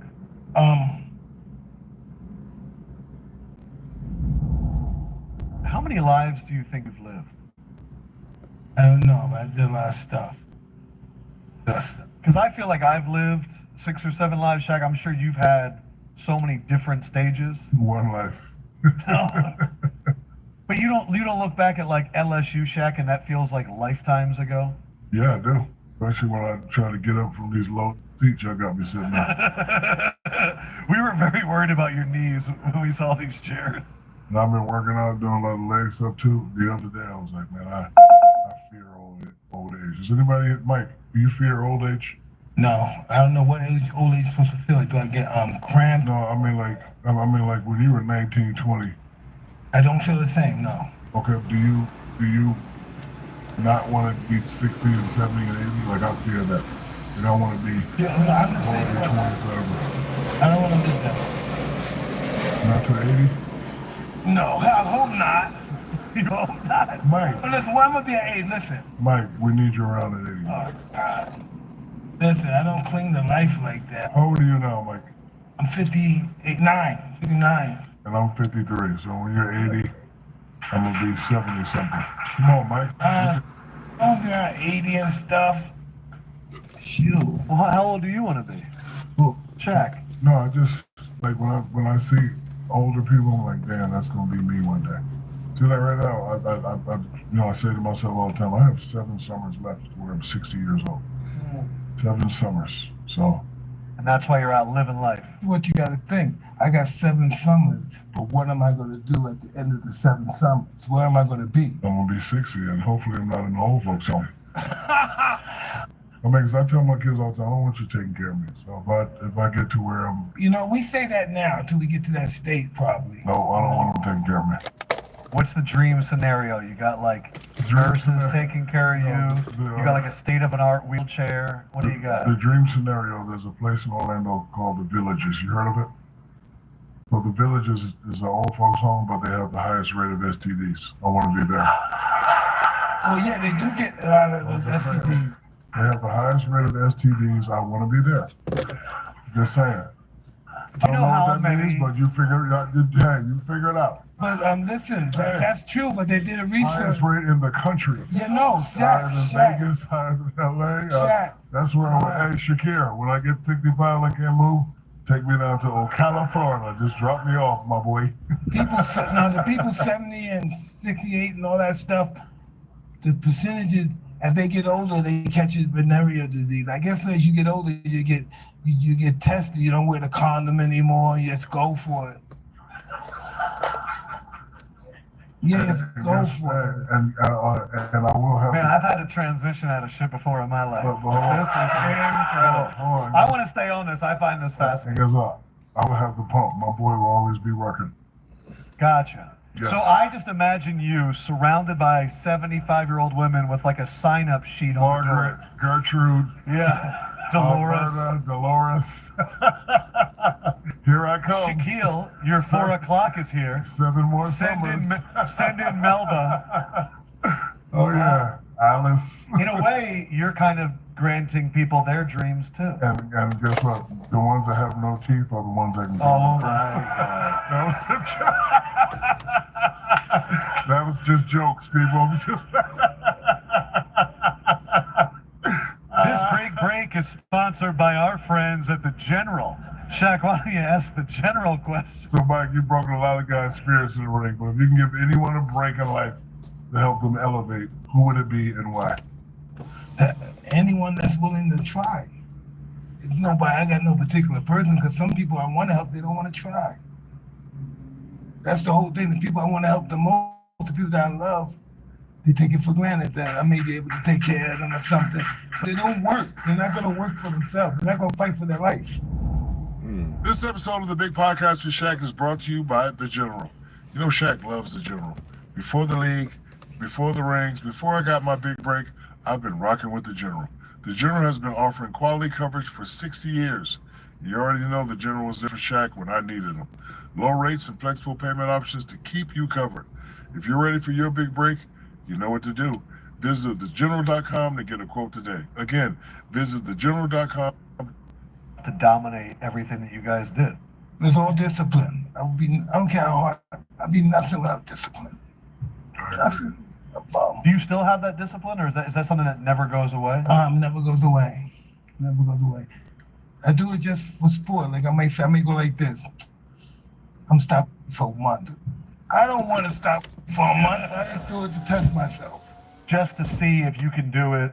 You have to test your discipline constantly because you'll lose it if you don't test it. Right. And also, once you start having means and access, you get everything you want all the time. So to force yourself with discipline, you have to do it yourself. Yeah. You can't depend on money and all that stuff. That's a false sense of security. You know, the more money you think you can't even die when you got a couple of $100 million. And I just realized also, I feel like both of you have been underestimated in terms of your intelligence your entire life. Have you guys both been able to use that to your advantage? Listen, I don't care what no one thinks about me. It's about what I think about myself. I don't care. I don't give.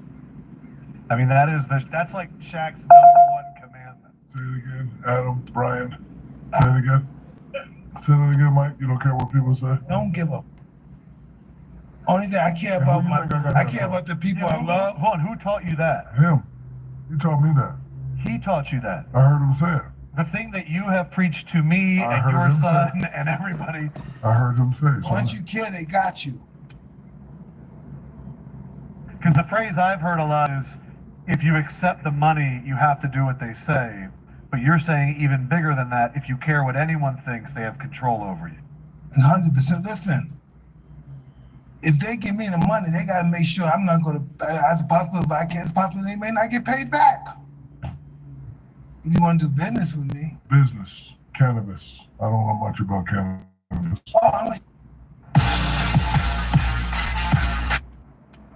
Souls.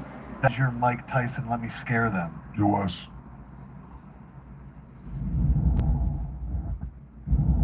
I saw you on $1 million worth of game, and you said when you were on vacation, that was the best 3 years of your life. Can you elaborate for me, please?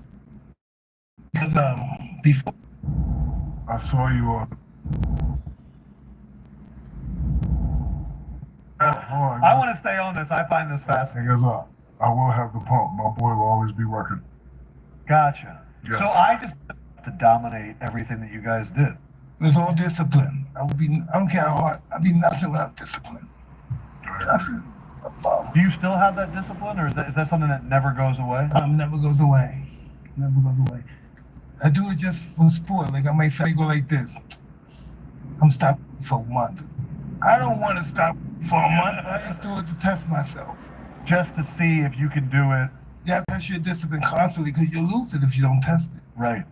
And also, once you start having means and access, you get everything you want all the time. So to force yourself with discipline, you have to do it yourself. Yeah. You can't depend on money and all that stuff. That's a false sense of security. You know, the more money you think you can't even die when you got a couple of $100 million. Right. Couple of $100 I million. just realized also, I feel like both of you have been underestimated in terms of your intelligence your entire lives. Have you guys both been able to use that to your advantage? Listen, I don't care what no one thinks about me.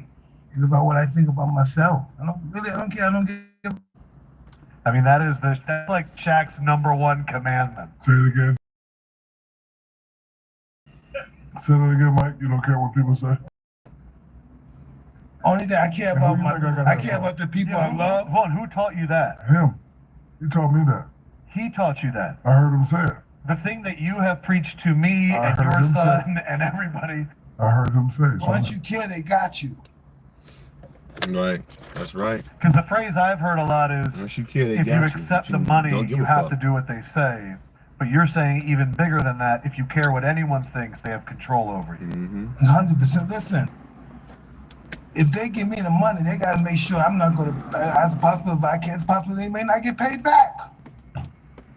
If you want to do business with me. Business. Cannabis. I don't know much about cannabis. Oh, I'm going to show you a lot about cannabis. Hey, Bird, come up here for a minute. I'm going to show you, get his little goodie bag.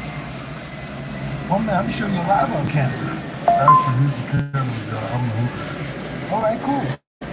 You just out me like that? No, I said him. The dude up front. The guy Which right guy? The guy right here. Yeah, the Spurs random guy you just met. No, but What guy? What guy? The guy right there is a Spurs jersey. What do he do? He smokes a lot of. That's good. Do you? Oh Do yeah, you? he smokes. Yeah. Probably. Most Chill people out. do these things. No, but I've But been. can you stop when you want to? Come on, you can't. If you smoking every day, you can stop when you want. All right, buddy, stay. Oh, okay, we got the box, the burnt box. I was told him to put the white type. So it is a Mike kilo. Tyson box with a tiger on the top. And pigeons too. And pigeons. I got the best cannabis in the world. I'll admit on this show, We heard I that. have been to Vegas and I have purchased before, and it is phenomenal. Okay, cannabis education. What's a 4-piece grinder? That is, you grind the cannabis. Okay, grinder. All right. You really didn't know what that was? No, I don't, bro. I'm a hookah guy. Hookah, portable hookahs. Okay, what is Tyson Eternal Love Cannabis Flower? It's good.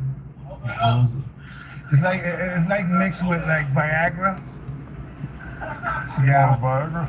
Well, it's mixed with it. Mixed with it. I do a lot of infusion. I do a lot of infusion. With Viagra? I infuse everything. Yeah. Oh, damn. Now Shaq might try. Wow, that was hope. All right, what's I'm not even here. sounding like cookies? They come up with names. That's strong stuff. Mike, I don't know the laws. I'm not gonna get in trouble by Not in Vegas, but you Okay. can't smoke. This is not a hotel, right? No. Light up.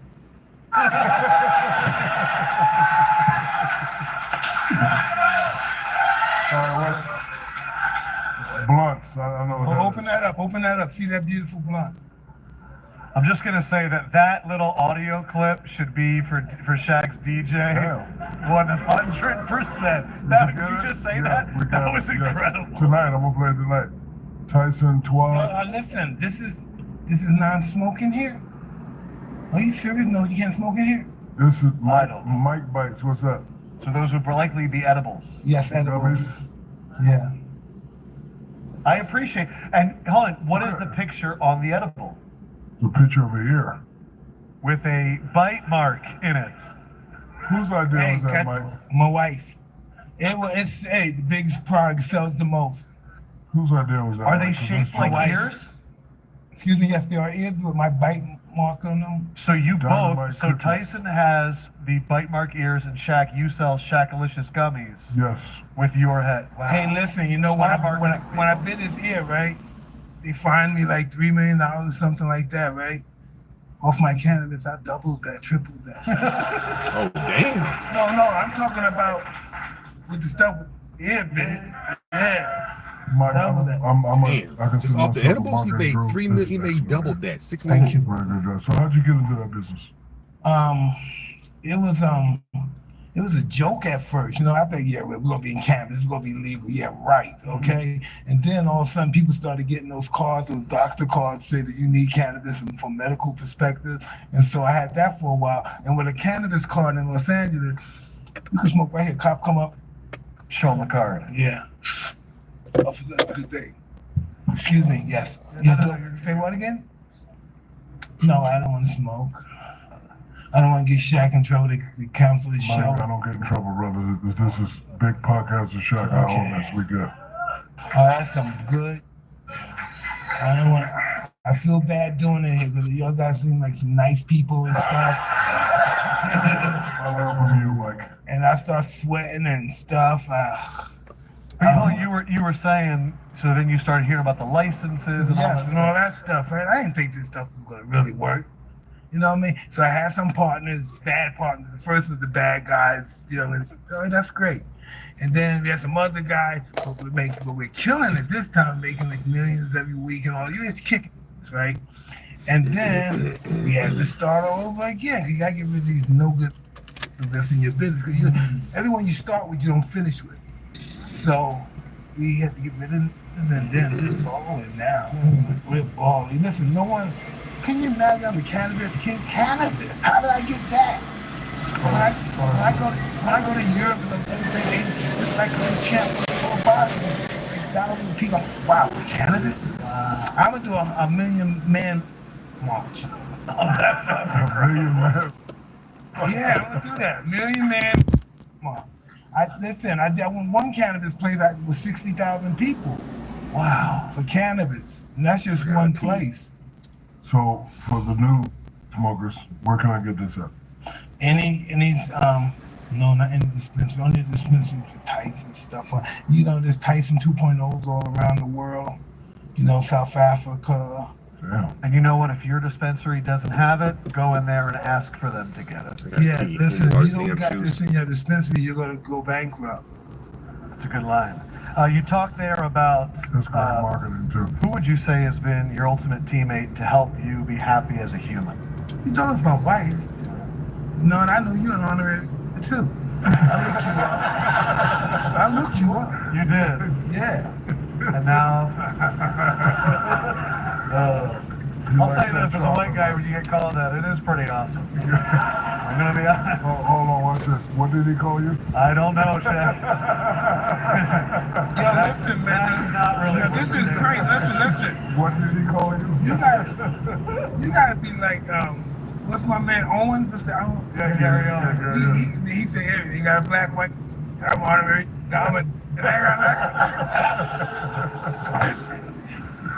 I love that word. I love that word. I'll get a text with that word and I feel weird liking it. Yeah. I'm like, I really want to put a heart emoji, but this is tough.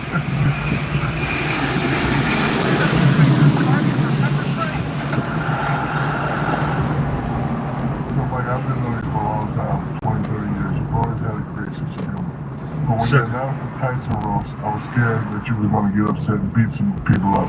You really did great. Did any joke touch you or hurt you? Or did your wife have to say, baby? Did I do a roast? Tell me what the roast is. You did a roast. Yes. Tell me about it. Who was on my roast? Who roasted me? You did a roast? Who roasted me? You did a roast. You know who roasted me? If you saw the roast, you would know who roasted me. I didn't see the roast. I'm looking. I was on the roast. I roast Charlie Sheen. Yes, that's what I'm talking about. That's the one. Yeah, but they trying to come back at me, though. But we got that. He too. No, but I'm saying, when they were coming at you with those crazy jokes, did you get upset? Nah, because that's money, baby. I don't get upset with his money, but I gotta. And maybe I might do They'll start doing this but shit. if it's about some money, you call me anything. My favorite interview was with the guy from Canada. Who's that guy? Remember the guy from Canada was trying to be smart when he was announcing the business? He was like, "You're a rat piece." He was like, "Mike, come on, we're on live." I don't give a. We're a rat piece of shit. That guy. What's his problem? Listen, no, but you gotta check this out. I wasn't supposed to do an interview with him, but he came, hey brother, I'm a black man having a hard time in this Canadian, these white men trying to stop me, help brother out. And so I went on there from that perspective. Right. And he started saying something. Right. And I was just saying, no, don't hit this guy because you just got some money, you're gonna lose it. Right? So, but I was just saying, I should just really smack this guy. I'm not saying I'm some tough guy, nobody should talk to me, but some people are just disrespectful. Right. It's disrespectful. Mike has so many YouTube clips that are Really? the funniest.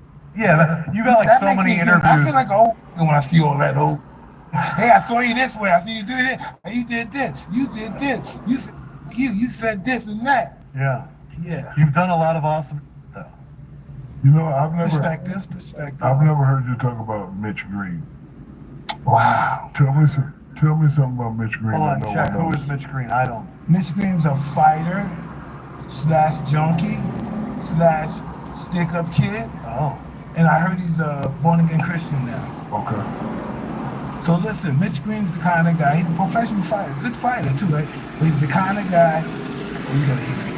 He would go to the gas station, tie the gas station guy up, and start pumping gas. And getting the money, taking the money. And that's the kind of guy Mitch Green is. Man. Such a total bully. Not, I don't know about now, but he's a total bully back there. That's why I had to kick him. I thought he was trying to go in my pocket. Oh, not in the ring, in real life. Well, yeah, in real life I had to pick him up too because he was trying to play me because I was in Harlem, I'm high, I'm by myself, and I'm around, right? So he must have thought I was some punk. Oh, he didn't know? No, I picked his ass before, but he thought he lived on the street. So he seen me around that he was and scared of him. So he thought I was going to be scared of him in the street. And oh man, I don't even want to say it. Man, You broke his eye socket. yeah, I did. He didn't want to say it. Yeah, but listen, listen, you made me, I beat that ass. It's got to be so rare for you for someone to pick a fight with you. That's they so crazy. did it all the time.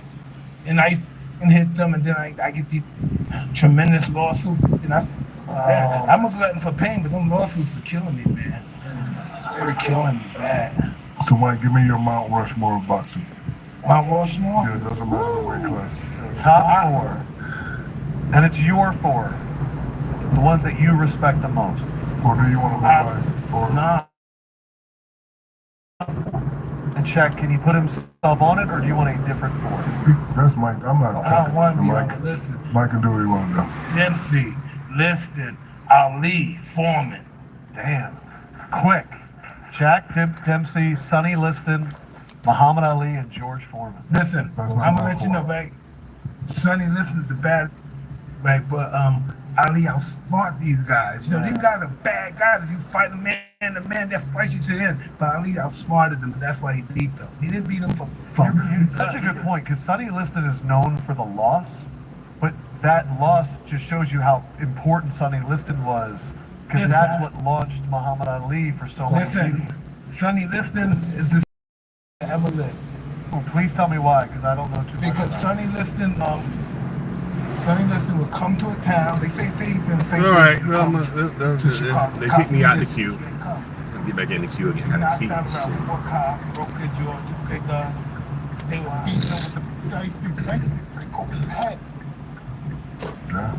So when a boxer would come to town, he would really fight the entire town and then leave. No, not a boxer. Just Sonny Liston. Yeah, Sonny Liston. There's no fighter like Sonny Liston. Sonny Liston's a monster. Who's your Mount Rushmore boxing?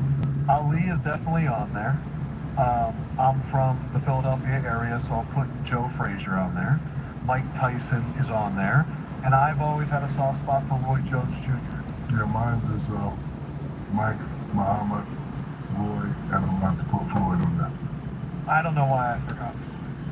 That's good too. That's a good one too. See, I'm going with heavyweight. Right. Yeah, Floyd feels like in a different category. He made heavyweight money, but I'm talking about the heavyweight struggle. Yeah.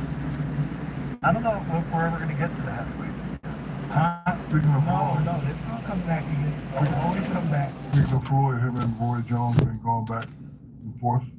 If they were to fight, give me your opinion on who you think would win and why, and what people want to see. Well, listen, people are all gonna hate on Floyd, so they don't want to see the fight. They don't want to see Floyd get beat. But are they going to fight? I know they're going back and forth. I don't know. Yeah, I don't think they would matter. If he wants to make some money, Floyd want to make some money. He wants to make some money. Your guy Jake Paul. No, with him too, but he will fight the one guy. Not Manny Pacquiao. Not anyone fighting again. But I'm talking about not Canelo.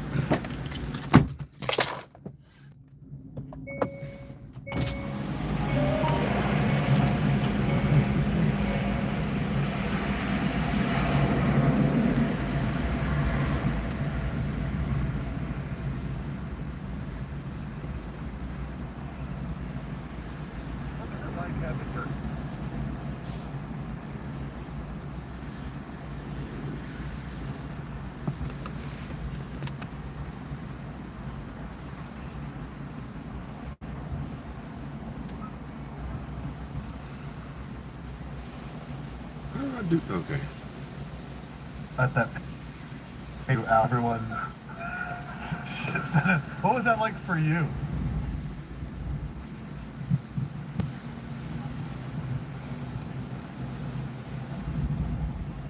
You know, let me tell you something about that. Let me tell you something. It meant nothing to me because as fighters, that's what we walk around the gym like that all the time. But until we put our trunks on, so we walk around that all the time. I don't look at it's just that's how it is in boxing. Everybody walks around naked. Everybody sees everybody. That's just what it is. You know, we dress all the same dressing. Everybody sees everybody. Sometimes people walk out, get this stuff, and put it. It's just that's what it is. It's sport, right, Shaq? We've seen a bunch of boxing. It's just what it is. I'll start right behind. I would have to agree with you, Mike. Yes, I have to. Shaq, were you looking at? No, was not. Was not. Listen, it didn't happen.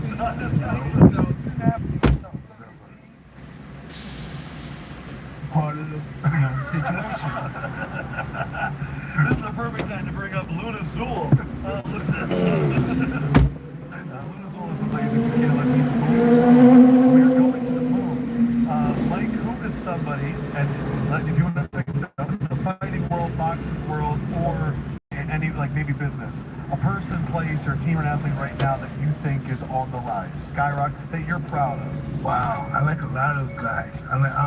I'm tanking on those guys. Like Shakur Stevenson, even though people hate on him, they don't understand boxing. He's a specialist, you know.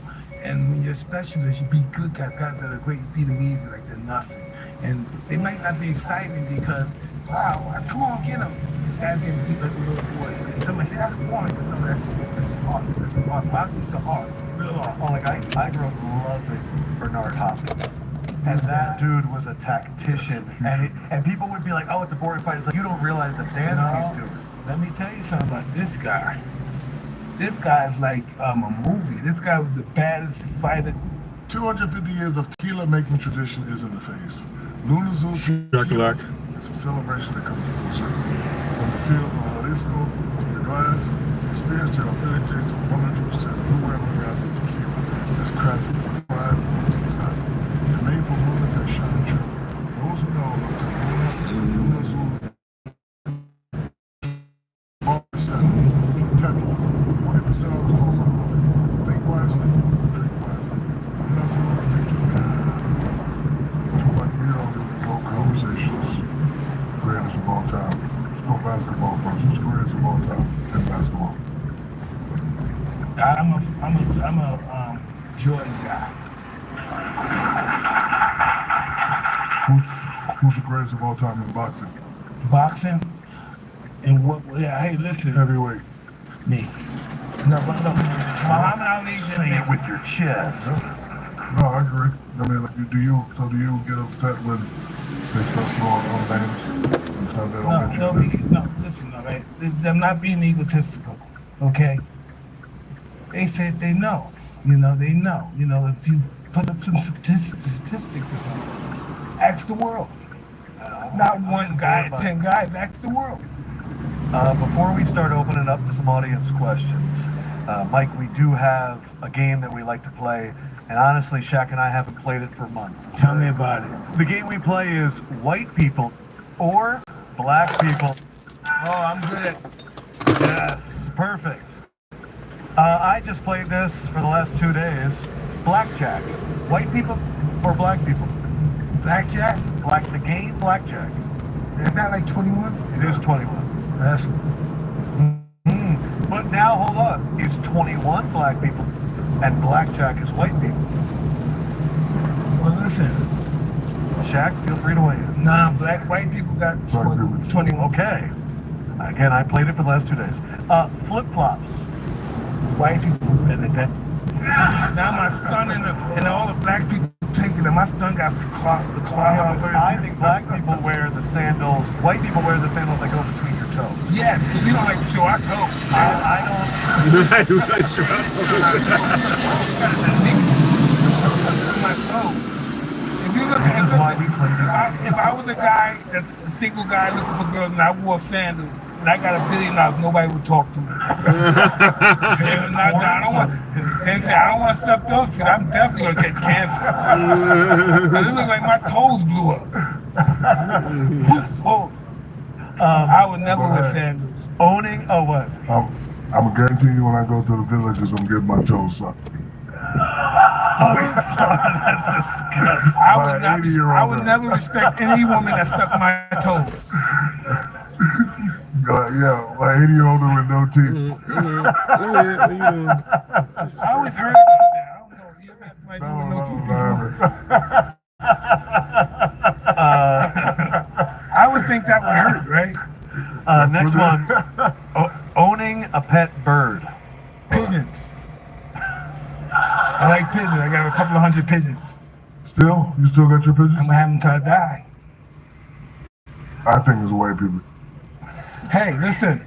A bird, not pigeons, a bird. He said a bird. Would you be like a parakeet? So like I put it in there for him to say that, but yeah, no, like a bird. So like I knew he'd say pigeons, but I think maybe white people and parakeets. Yeah, that's white people. But let's ask Mike. He's the bird expert. No, he does pigeons. Listen, no, pigeons. Pigeons the world. You don't own any other birds other than pigeons. I don't like any other. Probably a hawk or a falcon, but other than that, I don't like any other birds than a pigeon. Owning a falcon is definitely white people. No doubt about it. You know what I mean? No doubt I have never seen a black guy with a leather glove being like, don't make any sudden movements. I've never seen that. You will not see that. It's just some guy named Todd being like, don't move. The sport of tennis. White people. Totally. I think think it's starting to change. Blacks now. Were you at Roland Garros in Paris? I always go there. So I was there. I go to hosted there. New York. Where else do I go to all? My daughter's a tennis player, so we go to all the places. So you're in it. You love the sport.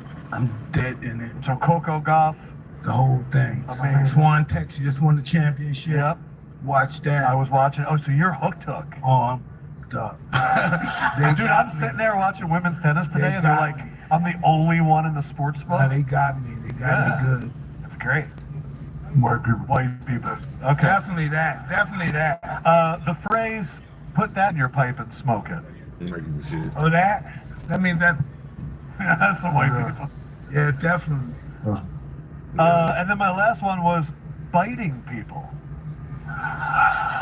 That's some white people. The black person did it, but that's some white people. That was exactly what I was thinking. Amazing. And that was white people or black people. All right, so do we want to do the audience questions now? Yes. How do we want to do this, Sugar Shane? The microphone is right there in the middle. We have time for some questions, so whoever wants to go up there, I would say Pretty Tony, you get first crack at it.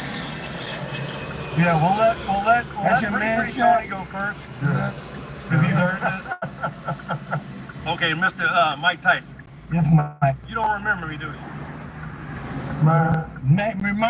Remind me. All right, so some people do that. This man meet hundreds of people every day. You remember me, do you? Niggas so stupid. How you gonna remember? This man meets thousands of people every year. He's one of the biggest sports figures in the world. How you gonna remember your ass? You remember me from 5 years? No, motherfucker. Of course you don't remember you. When I asked you for autograph. Huh? Because I'm chilling out. I don't want, when I'm in my hometown, I want nobody. Autograph. Next question. Go ahead, Tony. You look at it. That's your question? Yeah, come on, Tony. Get out of here with that.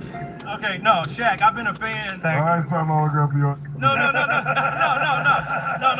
I've been a Laker fan since 1979. I must say, I grew up in Vegas in 72. We need a basketball team out here, Shaq. We're going to get one, dude. We need one, man. We got it. It's coming. I want to say love to you, Shaq. It's coming. I want to say this. Man, Tyson, you've been my fan for years, man. So I want to say thank you guys for being here, man. Right, thank you, bro. Thank you, Pretty Tony. Pepper die, baby. You're beautiful. You look good, though. Hey, spin. What's up? I got a question for Tyson. Hood nigga. You remember me? This man meets thousands of people. Oh, shit your ass out of here. Why you let him get up there? I was wondering. Nigga said, look, I ain't beat your ass. Mike Tyson mystery. Oh, we gonna let him get dirty. You remember me, do you? You a nobody. Nobody remember your ass. Check out my It's gonna be funny. Other people gonna die. Check out my cartoon. It's called My Bigfoot. Is this a real cartoon line? I swear, it's called My Bigfoot. No. I got a real cartoon. Yo, baby. Look that it up. See the line. Thank you, man. All right, this is a question for Mike, and it's kind of towards Glendora. Shaq. Where's Glendora Who at? would win in, No. all right, who would win fight, Shaq or Chuck? Glendora. Come on, hit it. I'm hitting it. I Motherfucker don't ain't know. working. Man, I see you fight him before. So what happened was, Mike, So what had happened? Shaquille's hard. Barkley swung backwards, but Shaquille pushes him, and then Barkley hits him with the ball. And there's a punch. Shaquille threw the first punch. I learned from you, but I didn't. When I threw the left, I leaned a little bit too much, but the plan was. How far is let me see what I'm fighting going to got me going for $36 fucking. Glendora. Let's see where Glendora at. He closed his eyes like the little girl that he is, and he went on the outside, and then he grabbed me. I'm gonna worry. What's the deal with LeBron? I'm like, what do you call him? Baby James? What do you call the name he called him? Michael Jordan got a woman named for James, LeBron James. You didn't know that? No, I'm looking it up. Listen, I'm hearing them talking about him. I said, what did LeBron do to him? It doesn't matter. The motherfucker, Baby Belgium. I don't know what he called. I haven't heard that. Look at it. Yeah, look it up. I'm looking it up. Let's take the next question as I look it up. This question is for you, Shaq. Thank you for what you do for the Boys and Girls Club, by the way. What is your favorite EDM set that you have ever done? What is that? Glendora? What is EDM? Oh, I It'll forgot. probably be San Diego Valley in Los Angeles. It'll probably be Lollapalooza, the first one, because apparently a couple of celebrity DJs were there. You dissed him? You shut him down? No, a couple of celebrity DJs were there before me and they bombed. So when my manager Brian No, asked the I'm guy not from the doing this mic, one. Shit. guy was like, "Who's coming up?" He's like, "Shaq." And the guy was like, "Oh, another celebrity DJ." So he kind of challenged me, and so me and Brian, we kind of went to a zone. There was 50,000 people there. And that was what a show that kind of set me up. You have a show. Let me go. I gotta get moving. Yeah, Shit, let me see. I'm going to take this one. Yeah. Everybody gets them free. But I lied. The police coming? I don't get the police fucking coming. Shit. Let me go. Next question. I'll take it. Let me go. Perfect timing. My name's Shaka. It's my birthday. Hey, happy birthday, Shaka! It's a pleasure to see you both in person. You're cancer? I am, yes. I'm the cancer as well. But yeah, it's a pleasure to see you both in person. I think it's a good time to make a Shaq food joke since What's the food joke? I tell you what, if it ain't good, if it's not good, you gotta leave. What's the food joke? What are you talking about, bro? What's the food joke? But anyway, I want to know what a food joke is. No, Shaq food joke. All right, go ahead. But anyway, I was just wondering. Joke. What's the food joke? The funny man. Go ahead. But anyway, I was just wondering. Why you got that feeling perverted out, man? You got a tiger on your... Tell the joke, Mr. Funny Man. Me and Mike want to laugh, Mr. Funny Man. You might as well go and take it now. Shit, you fucking. To see you and Mike Tyson on the same stage, I was wondering if you'd show Oh, him. shit. I can't give him a. Police ran us away. My main. What is Shaq food? It's a video game that I had a long time ago. Oh, okay. Don't worry about it. It sucked. You don't need to worry about that, Mike. But anyway, my question was. I want my son to play. Yeah. So, but anyway, I was just wondering how both of you keep yourselves in shape years after your retirement, because you both look great. Well, as you get older, your appetite changes. You know, you can't eat meat. Most people, my teeth off. Now I gotta go to Newport Beach to get that whites, get my teeth all taken out, and put the fake teeth in and all that. It's gonna hurt. It'll be the whole day. It'll do the whole day on my teeth. So it's the teeth. I just try to work out every day. Because I remember one time I looked down at my belly, I'm like, I'm kind of in Charles right now. I gotta get in shape. But now, Mike, guess what? I took my shirt off the other day. I got a 4.8 pack, Mike. It's coming back. Oh, listen, just keep trying. You know, before we go to the next question, did you see there's a few people right now that are rumored to have fake ab implants? That's all. Really? One of them being Drake. I'm curious, what do we think about this? That's okay if it works, baby. So He you paid for it. It's his. Yeah. He paid Shaq? for it. I'm gonna have one of the old folks home. That's what life is all about, you know what I mean? Being your best at your worst. You know, as you get older, to get the lines. You know, so my wife is talking about putting some stuff in my cheek. They keep like, what the? Put some stuff in my cheeks. Next question. Thank you. Happy birthday. Yeah. What up, Mike? What up, Shaq? How you doing? What's going on? Hey, this question is, I guess, for both of y'all. I just want to know, what was you guys' toughest matchup or toughest opponents that gave you nightmares? That's everybody. It's so important. Yeah, It I'm one of the fighters that much of a impact on people that they should remember them. You were scared to fight? Yeah. Hundreds of people every day taking pictures and shit. You remember your ass? Yeah, but I realized they're more scared of me than I am of them. Shaq, who was one of your toughest matchups? The only one to It comes to mind. Hakeem Olajuwon. Wow. Taught me a valuable lesson in the finals. Because I'm the guy, no matter who I'm playing, I'm not going to double. I had great battles against him. He's a monster. But really, I couldn't contain him at all. He was averaging 30, I was averaging 28. And Don't take this in down. the You final can't situation, do that's not really good. Don't tell him. So he taught me that if I ever make it back to the finals, to just kill everybody. So. Yeah, you were saying you were kind of being nice a little bit. No, he was nice. He was nice. Thank you, man. You relate to this nigga right here, Shaq, or somebody your son got the hair? Oh yeah, they do, right? Him and my son got the same hair. What's up, Shaq? What's up, Mike? What's up, shorty? I got one question for Shaq and two questions for Mike. Shaq, would you ever be open to coming to the boxing world and fighting on Adrian Ross's celebrity boxing? No. You and Chuck? Not at 50. I mean, if I was 30 or 40, I probably would do it. Like when I had my show, Shaq versus, I fought Oscar and I fought Sugar Shane. But at 50, I wouldn't do that. Is your sister a boxer? Yes, she is. She's right here. And does she need some sponsorship money? How much? How much you need? Hey, come show your moves, baby. Sell your stuff, man. Show Opportunity in some front of you. You better take it. You fucking around. Come Being on, bashful. Yeah, that's what you sound. Oh, you want to get some of that Rocco? Want to get in there and get some of that Rocco? Is your father here? How much sponsorship money you need? Brother, how much sponsorship money you make? Oh, shit, they gonna blow. Okay, well, all right, well, We can talk about that later. All right, because I own a lot of, and I met her. I met her. Very nice and very polite, and it's my job to help people get to the next level. So, you just let me know. Will you live in Vegas? All right, so I'm gonna give you my guy number when you get to that point, because hey, listen, I don't work for Reebok. I own it. Pimp or die, baby. You know what else I own? Remember that brand Tap Out? I own that too. So, so just let me know. Good luck, young lady. I wish you well. I see Venom, baby. Show me get down. I can respect that. All right, you said you had 14 other questions? Leading to my next question, Mike, what do you think about the next generation of female boxing coming up? Female boxing? It's really good. It's really good. Really good. And last question, who do you have, Canelo or Crawford? It's tricky. I want Crawford to win, but it doesn't look like it's going to happen. Get me out of LA. You know, I would like for that to happen. But these guys are hard punch. He's a smart fighter. He can move. I'm just curious. I just want to see it. I want to be there to see it.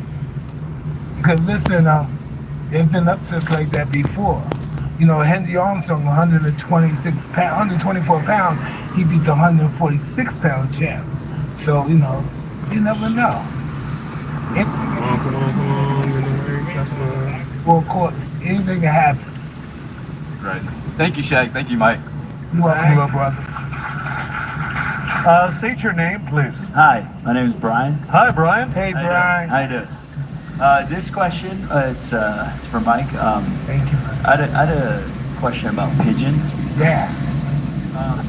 Is it true that the story behind pigeons is actually kind of sad, that we domesticated them and then after we got telephones, we completely abandoned them, and that's why they hang Well, out Israel like still this? use them for that. Yeah, for messages and stuff. Pigeon. Israel, the country, Israel. They still use pigeons too. I That was the dumbest Well, you question gotta I've look ever at it. Brian, that's the question. But listen, What's you got, that? hey, you got to think about it. They do a pigeon goes. New message from Carlo. I am here 22B. Thank you. He might do 70. You don't like pigeons? No. They hang around us. Well, he don't like rat pigeons. If he saw my pigeons, he want pigeons. I have the most beautiful pigeons in the world. You have pigeons here in Vegas? Yeah. Oh, damn. So, Yeah, Mike, I don't like I birds. live in New York, and the thing in New York everyone says is, have you ever seen a baby pigeon? And I feel like you might be the one to say, I have actually seen baby pigeons. that question. Yeah, I've seen baby pigeons. Yeah. What's so big about that? No, because in I've New never York, seen a everyone baby says, pigeon. Huh? I've never seen that. What do you want to see? One that like came out of eggs, something like that? Has anyone ever seen a baby pigeon live? I'm telling you, I Nobody think- ever flew pigeons and stuff. No, but I'm talking about like on the street. Country. Like you see baby chickens and other baby birds. I've never seen a baby pigeon. Well, when you hang out, pigeons don't hang out. You walk on the street, you ain't gonna see no baby in the street because a person's gonna eat it. They're gonna hide it till they're able to fly. That's how you gonna see it. One other just news note. Thank you to all the questions. You guys were great. Shaq, did you see the news about the new hot couple? Who? It is Klay Thompson and Megan Thee Stallion. Who's Klay Thompson though? He plays basketball. He was with the Warriors. He's one of the greatest shooters of all time. He's now on the Dallas Mavericks. Really? And he's with Megan Thee Stallion. 6 weeks. I'm gonna say nothing. I'm not gonna say nothing. My kid, I can't think. So what Shaq is doing, he's setting the line, our DraftKings Sportsbook line, at the summer. 6 You weeks. don't see it lasting into the fall. 6 weeks. What did it surprise you? Listen, come on. I don't know. Listen, man. You got shot for that. That movie that's a long time. 6 weeks ain't nothing. You got shot for it. You gotta give us some credit, right? You gotta give him a little credit that he might got some staying power with that. And that's a perfect time to bring up Dr. O'Neill. How was y'all flight? Good? Good. Mr. Tyson, do you have any doctorates anywhere? Excuse me? They're going to Glendora? Yes. All right, I got you. Incredible. So that you can weigh in as a doctor. Shaq is, wait till you hear mine, though. Shaq is a doctor as well. And this comes from Dr. B in Chicago. And they write, Shaq, I'm a surgeon, and I got engaged 9 months ago to my longtime girlfriend. My mom has been telling me to call off the wedding, though, saying my fiance only wants me for the money. Well, my lady overheard my mom saying this to me and asked me How much about Uber charging y'all for this ride? How much? Yeah. I don't know. I think it's 112. Ooh, $112. Y'all want to save some money? Or you for that, like, do a business? No, private. Oh, okay. Y'all want to save some money and do like 60 or no? What? No, I'm not gonna Just- cancel it. Okay, you understand? Okay, cool. That's all good. Glendora. If y'all need a ride to the airport again, here's my card. You just hit me up. I'll give you a better price. Right.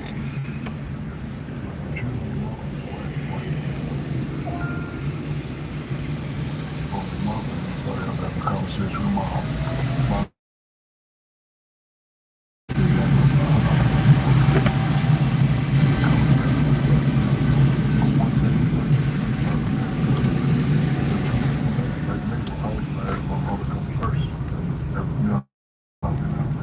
Please use your seatbelt for your safety. No, my mother's first.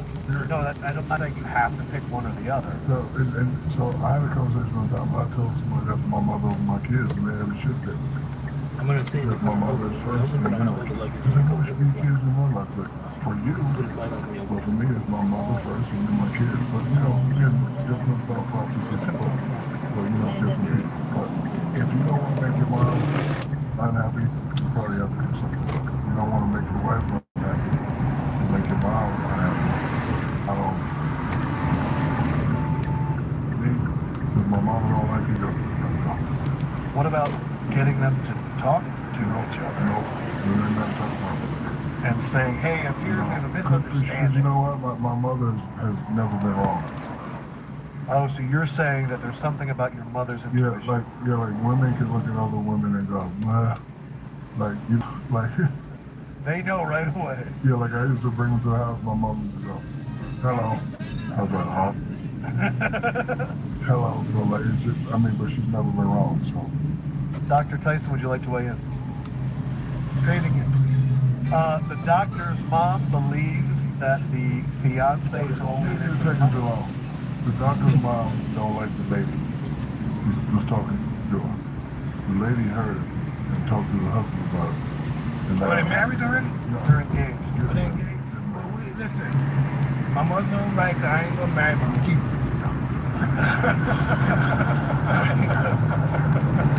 And y'all know it too. Don't lie. That's just how it goes. I don't want it no more, Mom. That's in the nature. Then a train rolls by as this show has gone off the rails. Truly beautiful. Dr. Me in Chicago, I hope that helped.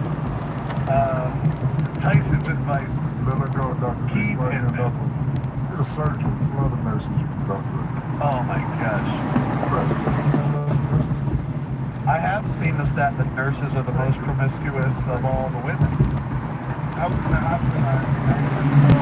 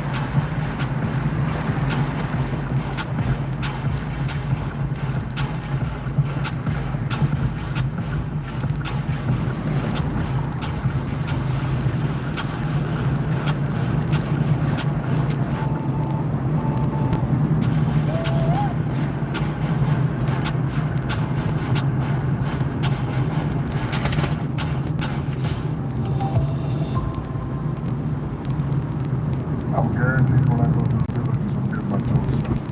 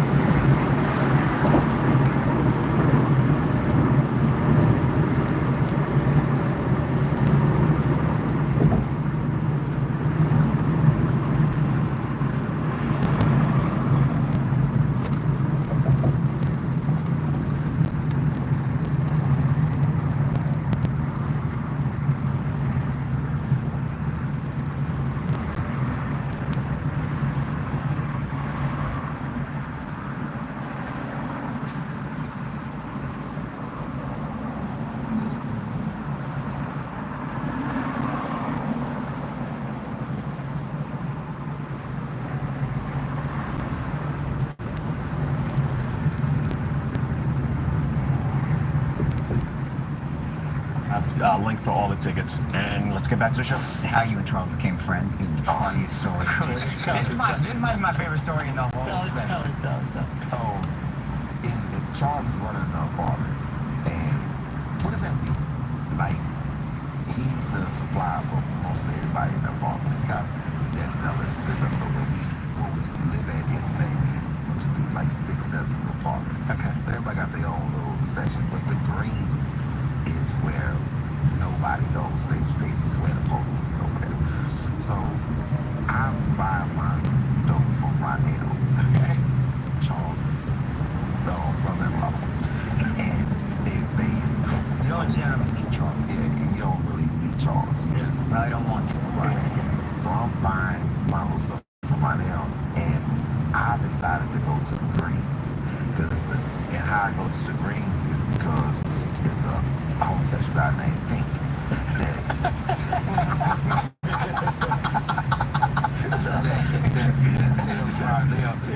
he was very sassy. He was selling Ronell. He was buying something from Ronell. And he's like, Ronell, why I gotta buy my cracks over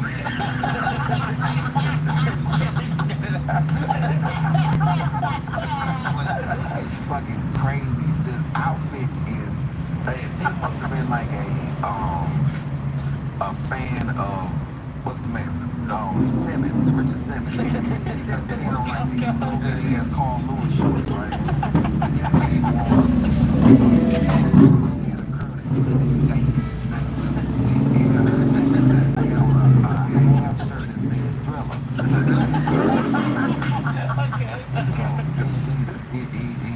He's terrible. But when he buy, I run around and catch him in the parking lot, and I was like, "Hey, Tink, is people over there?" Somebody, yeah, we over there. All you gotta do is come over there. I bring you everybody. So when I get to the pool here. He told me to wait at the pool, and it's like, yo, he wasn't lying. It was so many fiends over there. They started coming out like Thriller, like Michael Jackson, zombies. So I'm over there, son. So I'm now you're making money. So you're servicing this area that nobody went to because they thought the cops were over there, but it was really just gay people. Yeah. He's the only one that's gay. One takes one.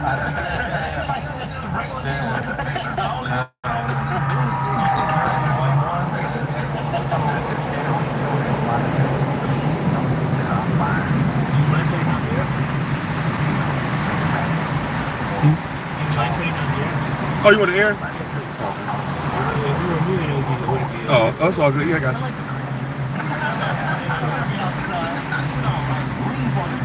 In our apartments, where they put down some like rug, structure on top of it. The early rush hour. I know, huh?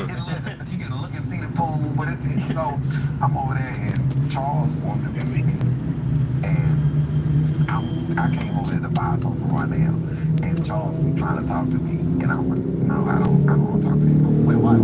Because this is like Brown. Oh, that's the top guy. I don't. And Charles said, hey, man, what's up, little man? I'm like, hey, can I just get my stuff so I can go? And then Charles like, hey, man.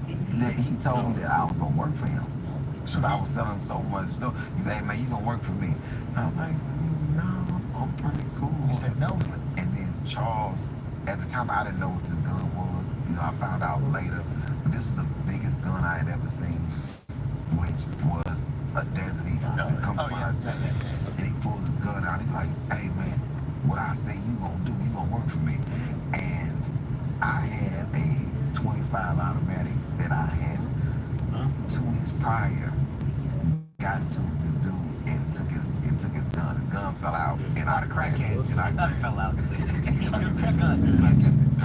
So it's like a video game. When he pulled out his gun, I pulled mine out. I'm like, no, I'm not gonna work. Hold on. A guy points a Desert Eagle at you, and then in that time, you take out your gun and point it back at him.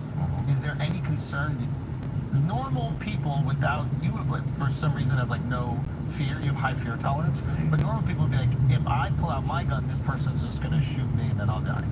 Why were you not worried that was gonna happen? Because this guy, he gotta shoot.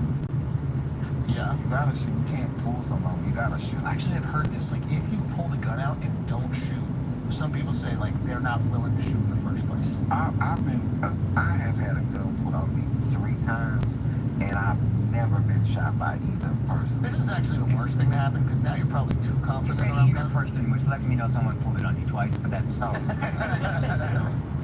3 different people. Okay. And if my boy Kid Styles he'd be like, if this is what happened, a dude put a gun on me because I was ripping on him in the parking lot. This is what I'm getting at. Dylan will be the first to shoot. He gets mad because I'm talking about him in the parking lot, and he pulls his gun on me, and I look towards Kid. I said, Kid, he about to get his ass whooped. And I turned and I said, hey, you better put that gun up before I fuck around and get mad out here. And then I just turned back talking to Kid, and he put his gun, and Kid was like, yo, you are a crazy man. I said, man, if he was gonna shoot, he would have shot. Because if I pull out on you, I'm going to shoot your ass. Yeah. I'm for 100% going to shoot you. Yeah. It's not even a doubt in my mind that I'm going to shoot you. I'm going to blow your fucking brains out. Because in my mind, I can't pull a gun on you and not shoot you. Right. That's me. But what happened in this situation where he pulled the gun out? We're in the middle of Jamaica. It's a club. All these people out here, you're not fucking finna shoot me. Got it. So you were telling Charles, you were basically like, listen. With Charles, that was another person. Yeah. But going back to Charles, when I pulled my gun out, They got rid of the diamond Charles in is a there? big dude. They got rid of the... I thought there was a diamond in there. Charles. Oh, it's my carpool? Yeah. It should, yeah, I think this is it. Or did they get rid of it? I don't know. Oh, maybe they did. I've never noticed that. I think the way he says in specials first, he's like, this little animal put a gun on me. Like he's laughing about it, and then snatches it. Oh yeah, it's still got the sign right there. I just got hard, and I done pulled the gun on him. He don't give a shit, so he respected it. Yeah. And then my gun back told me, everybody told me you made Get the fuck out of here. So, do you think a guy like him is so feared that he's actually looking for people with heart? He's looking for people with heart. And especially you're like 16 at the time, right? 14. 14. So the young ones, you want to get them hurt. And if you see a young guy with heart, you're like, I can school this guy up, and he's only gonna be with you or against you. I can teach him whatever he needs to know, too. Like, I can teach him all that. Now, Art I can't teach. were you calculating that in the moment? Were you like, I have to show him that I'm not scared? Or it was just a feature? Reaction of pulling the gun on me. And okay, I got a gun too. Yeah. And yo, she got a flash though. If she get crazy, I'm going to shoot you. Now I may not hit you because it's a 25 was the most inaccurate gun of all time. But it's the fact because I've already acclimated myself to what's going on out here. At first I was very naive to it, but I've been through some little instances out here, so I gotta get my shit together. Even at 14 years old? Yeah. Drug dealing is not an easy thing. If I would go back to 14 in this whole situation, I would just hope I just do so that give me a heart. Train my mind for something else. But and the crazy thing is I never had to be out there. Yeah, I was thinking, like, both your parents, your mom, successful, your dad also, was it like a courier service? Carrier service. Yeah, carrier service. My dad never sold crack, he sold powder. That's who he was doing all these carrier stuff over with these attorneys, and could you give me some powder? And then he started selling powder. Because he's selling it to the attorneys? Yeah. Hilarious. So he's doing the money drops and the exchanges for the attorneys. Because this is a time where I guess what, you're not going to be sending bank transfers or whatever like that. This is in person. He started that company in 1980. So you have these successful, obviously smart parents. You don't have to deal drugs. You're in the environment, but then mom moves away at a certain point in time. She moves to a nicer area. So there is a version. You're clearly a smart guy. Is there ever a version when you're around this world where you're like, what am I doing? I don't have to do this. This is why I was getting out. Okay. This is for the birds. And how much money do you have at that point? I'm curious. About, I'm gonna say 10 grand. So 84 grand. I'm probably sitting like 230. Wow. 230 cash. Okay. Which is at how old? At this time, I'm 19. So 19 years old, So I'm gonna say 18, because I'm about to get out before, because my birthday is October 17th. So I turn 19, I will get busted on the 21st. So I will be like 19 on the street for like 4 days. It's a terrible present. Here's a question I have when I'm watching though. You got 230 cash. Afterward, you're like, I'm out.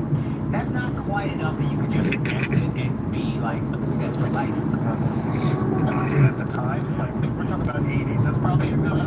Your life, 230 cash. No, you start a business. You could. Yeah, but that's why I'm. So, what is your plan beyond this? You have a plan like I'm gonna do all type of shit going on. Like I wasn't just making money from telling them, you know, I had a condo that my mama didn't know about.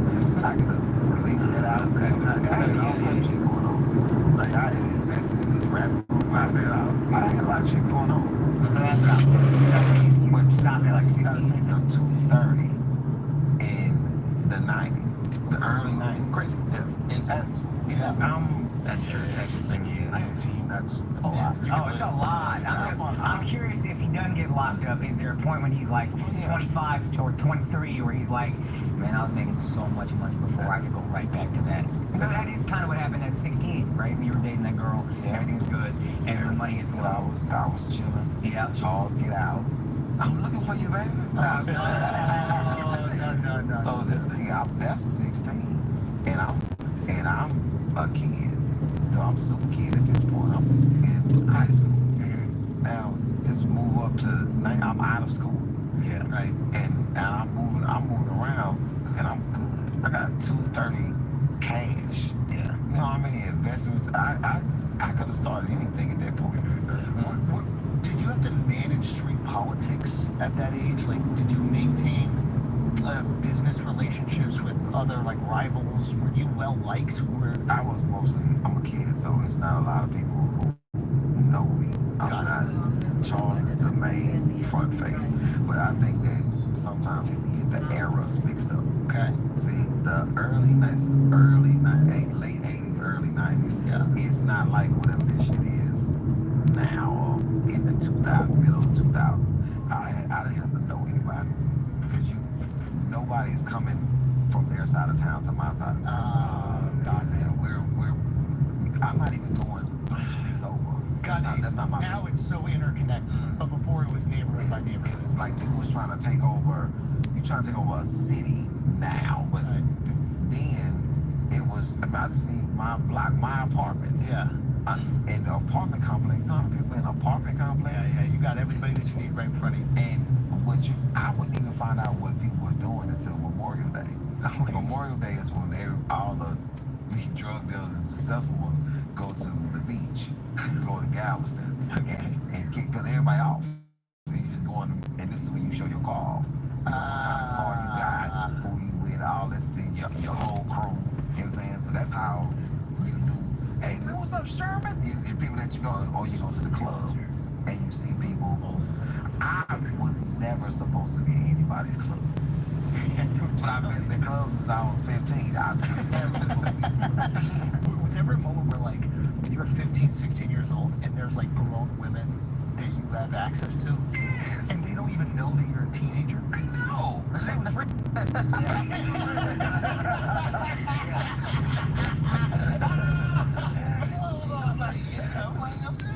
Wow, okay, so you're 15, you're with grown women, you got $250,000, well, by 19 you got $250,000. But my girlfriend was a girl that I went to high school with. I kept my girl. But in the streets, you got a grown woman, hey, what's up? I'm like, hey, what's happening?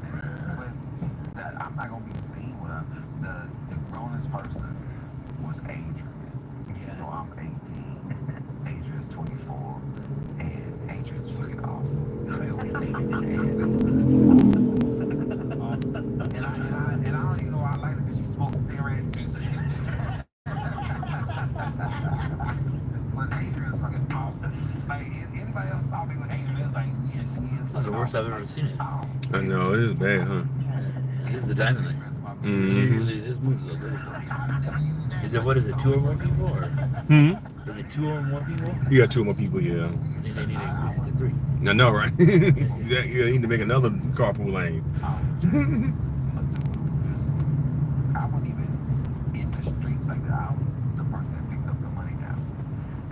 guys working for you. You got other in this operation. You got you scale up. Who got you into the lights? Like how did that happen? Nobody got me into it. You outside.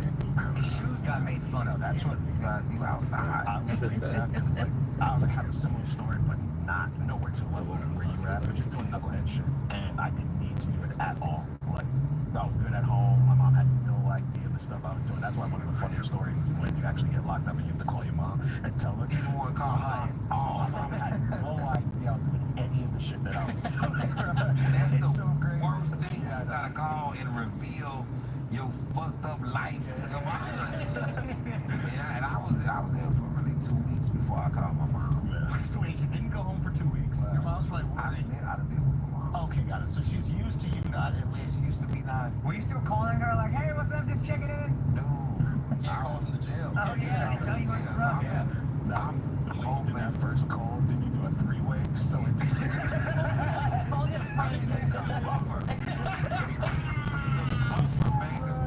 This is terrible, man. Okay, so what happens when you tell her? What? Oh, my mom is pissed. She is like, yo. How do you bring it to her? What do you say? What's the first thing you say? You told me I didn't know when I was 18. I said, man, they say now. So I was they say, oh, like, what the fuck you mean? They say.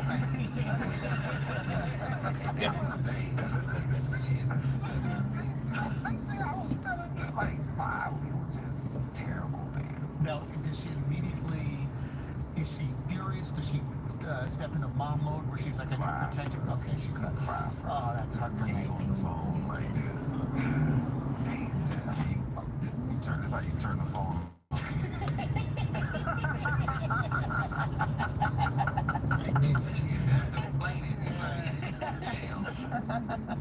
I ain't gonna buy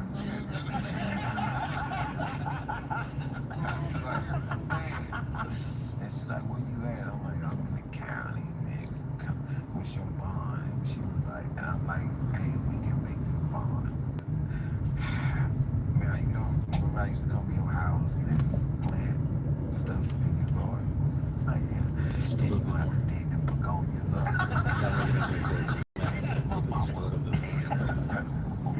That line killed me in the spell. You gotta dig up them begonias. I cackled. Begonias up, but she was pissed, bro. My mom was, cause it's like real time. I was not honoring everything that she had been through to make our life good. Yeah. And I think that's what people don't think about. Just like even now, these kids that's in the street, you don't want to honor your family. You rather Family do sacrifice, some dishonorable shit. And to appease people that don't really have any type of, they have nothing to do with your life. There's Akash had like we were just talking about your specials, and Akash had like I thought a really great take on especially domino effects, and I want you to say more, but like this idea that like you take accountability for your actions. Yeah. A lot of times, you know, especially in comedy, a lot of us are talking about the things that have forced us into these situations. We're the victims. Yeah, and it's like so sad for me. It's like a cool rare take where it's like, no, I made these decisions and I did this stuff, and I think it's very easy to think, well, society made me, or these things made me. But even now, as you talk about it, you're like, no, I disrespected my mom's sacrifice. She did everything that she could have done to make me not do these things. I thought it's a great take. I think that's a huge thing about honor, and so when you hang out with other ethnic groups, other cultures, they have a big thing. Like I don't know now one Pakistani guy that I actually personally know that's not what his parents told him to be. I don't know not one Indian guy that doesn't do what his parents told him. He fucked up. Yeah. I tried. You tried. Oh, no wonder they took out one whole lane. It's like, Oh really? Oh yeah. Oh yeah, they did, huh? Construction.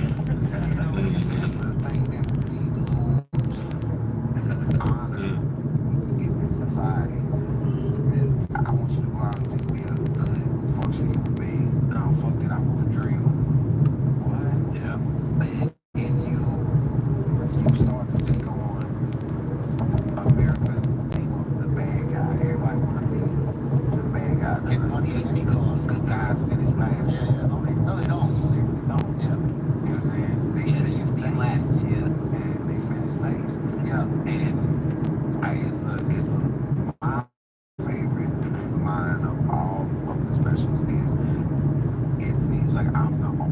locked up for what I did. Well, I guess everybody else was, hey, I was in they framed me.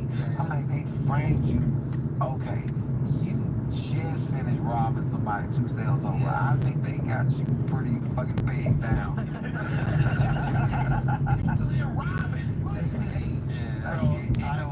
It's embarrassing.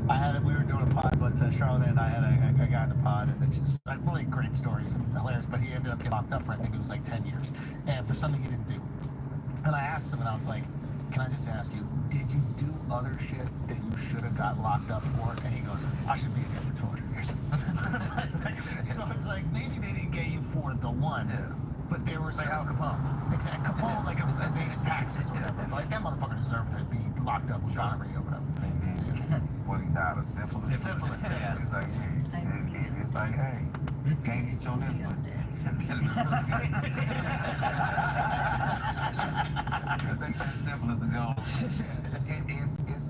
It's a thing, even in comedy.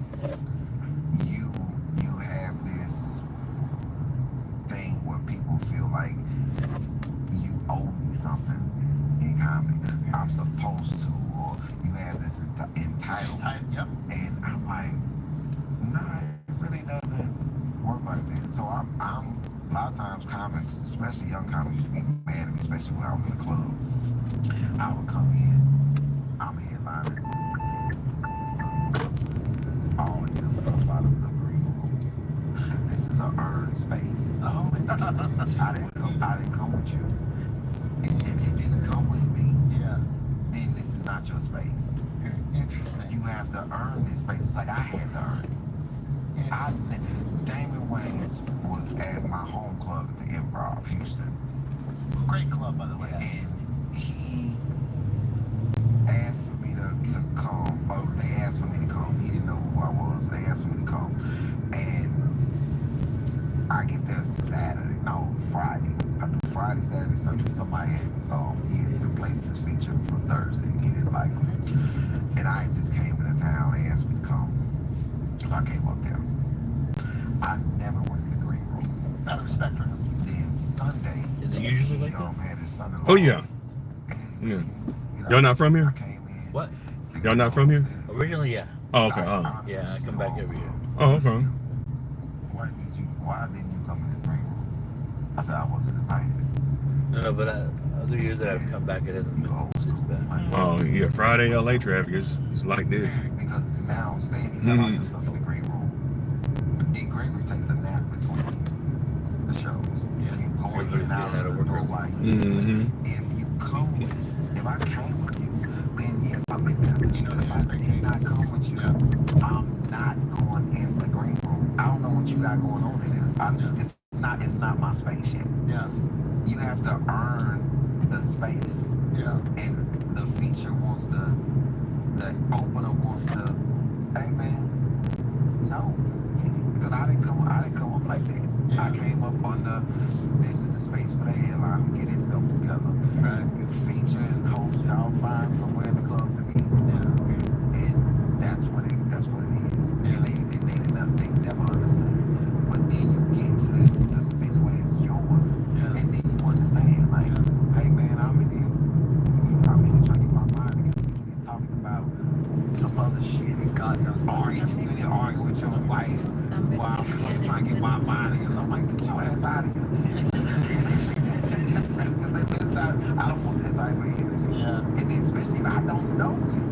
Yeah. It's like going on the road like this new thing that people do. Just crazy. You probably get this. You'll go in on Instagram or somebody that message you, hey, you can come to Seattle. I would like to be your opener. Right. I don't know you. It's not about you being funny or not. I don't know you. And being in this space is an intimate space. You want your friends around you.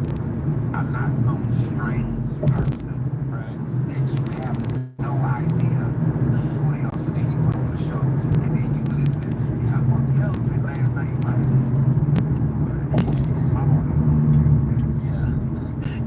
There's a version of it where it's also you're curating like a night for those people in the audience, and you're putting in a variable that you really of us come up where like, I just want the opportunity to open for somebody, and you think that maybe by opening for them, maybe they'll take you on the road, and that does happen, and it is awesome. But the best way I think it's ever been done is like, comics will ask to open, and they'll just send a joke. And if I watch a joke and I think the guy's like hilarious, I'll be like, oh shit, this is awesome. Yeah, it'd be great to have like a local guy on. But the entitlement of just, yeah, let me do 15 minutes in front. It's like, do you not think that I don't have like some friends that I've been doing comedy with this whole time that I would love to give that opportunity, but we have an hour and a half to do this show. I think a lot of times maybe when you're young in comedy, and I'm sure I'm guilty of this, it's like you don't think about like what headliner is creating as a night for the audience. And it's important to not interrupt that. The best way for me is to use someone who knows me. 100%. That knows you. Boom. I got on the first time I ever opened for DL. Malik S. called me. And then DL like, yo, show. Like now if I send somebody to DL, hey DL, you in Cincinnati, if you can allow this person, it's coming from me. Yeah. So if anything happens, it's on me. It's you don't have any type of buffer. Yo, it's funny, the guy who sent me a clip asked me to rec him for someone else who was in town. And it does make it so much easier in that way when your friend who you believe in their comedy goes, yo, this kid is nice, he's funny, and he's familiar with their stuff. He's not gonna fucking elephant on the stage or whatever. Because that shit is important. I don't think that like people realize, I don't want to call it our anxiety, but like when you create something, and I like calling it art because I think it art, when you create those expectations, you don't want to disrupt that. Don't disrupt it. Yeah. You have to get validation, and you have to get passed. Yeah. You know, from somebody else to somebody else. Everything in my career, I got passed. I got on Art's show because of Eric Abrams. Oh, Abrams suggested you know. Yeah. And that's where it came from. Yeah. And Eric Abrams has directed every special I've done. Really? It's just Eric and Jordan. You keep with that guy. Jordan is great. Me, Eric, Jordan, Joe, man. Wow. We just the four. Yeah. Four wise men and me. It's like, yeah, we just rolling. And if somebody else, before they bring somebody else home, it's always a conversation. Yeah. You know, it's not, oh, this is such and such. It's just a weird thing. I think that now younger comics have gotten entitled where we owe them something. But what bones do you know that I like? How? What do you know about my company? Yeah. Other than, oh, you see a special? No, I've been doing stand-up for 27 years. I think what some might know is that you're gonna have sold out shows that weekend, and they can't wait to get in front of sold out crowds. So you want to skip the club and come to the theater? Yeah. And the theater is a different monster. This is something that I think is important. I think a lot of comics learn is silences in theaters are very different than silences in a small club. You got to be very comfortable owning those moments, and that's a skill you learn. Like theaters expose jokes that aren't ready yet. You know what I mean? Like jokes and people. Yeah. It's a thing. And people being quiet versus 2,000. It's a different monster. You're right. And then you have to, even when you first start doing things, did you realize after the show versus doing clubs? Yeah, there's a different. I think it's because you put so much hours in. Like my journey was, I was doing clubs kind of pretty early, and I did like 3 or 4 rounds before I ever even got a door deal. Like I did maybe 2 rounds of clubs where I was selling them out, and I got those bullshit bonuses they give you, where you sell out the whole weekend. They're like, well, here's $500. So extra $100. And I was like, I'm rich. Club made $100,000 on me that weekend. I got $500. Like I'm so excited. But I think I did that a few times. So yeah, you start to understand the pacing of that size room. And then when you first make that jump into the theater, I definitely remember. It's like, ooh, that joke wasn't ready yet. I could sell it in the club, but the theater, the joke wasn't developed enough for the theater. I couldn't hold the tension enough in that joke. That punchline wasn't strong enough to make him erupt. And it is like a luxury privilege to do those big rooms, but I will say, like, it will sharpen your comedy in a very special way. And I'm not even talking about the material. I'm talking about your body. Because in a comedy club, they want you 20 steps this way, 20 steps that way. You can engage. You're right. 20 and 20. You're not really putting maybe an extra 100 steps in your life. Yeah. A theater, I can't sit right here. I gotta go over there. Yeah. I gotta go. So I done done 3 miles on this stage. Bang on. I done 3 miles. You know something that, like, I think it helped me for theaters is like when I would do clubs in the city, and I've noticed, you know, this as well, or you do it, but like I would sit down and I would try to use like as little energy as possible, and it was really like testing if the jokes were strong enough to carry it on its own. I was like, I know I can perform these things, but like, what if I just kind of clip my wings and see if the joke can carry it? Because we can all like dance up a joke in a small room, but like if you can take almost everything away from it and just focus on that connection. And I've seen a lot of your stuff, and I know you talk about walking around, but you'll be seated and you'll let them come to you. And I think it's like developing that ability to hold attention while not doing anything is crucial for going into these bigger venues. Because even taking a few steps to somebody that's on the top balcony, that just looks like sitting down to them. You know what I mean? Like, so I did the Beacon, right? And I knew that I didn't want a whole store feature. I just wanted to do it myself. It was a thing, you know, last year came, somebody opened up there, Ryan Davis, you know. Of course, yeah, I love that. He came out, but in my mind, this time, it's just me and the people. Peter Parker, great DJ, he did his thing. And then when the lights went out, I heard this eruption, like they knew I was, and I felt like when I was at the DMX concert, I just started screaming for no reason. I knew he was coming. And I'm like, horror.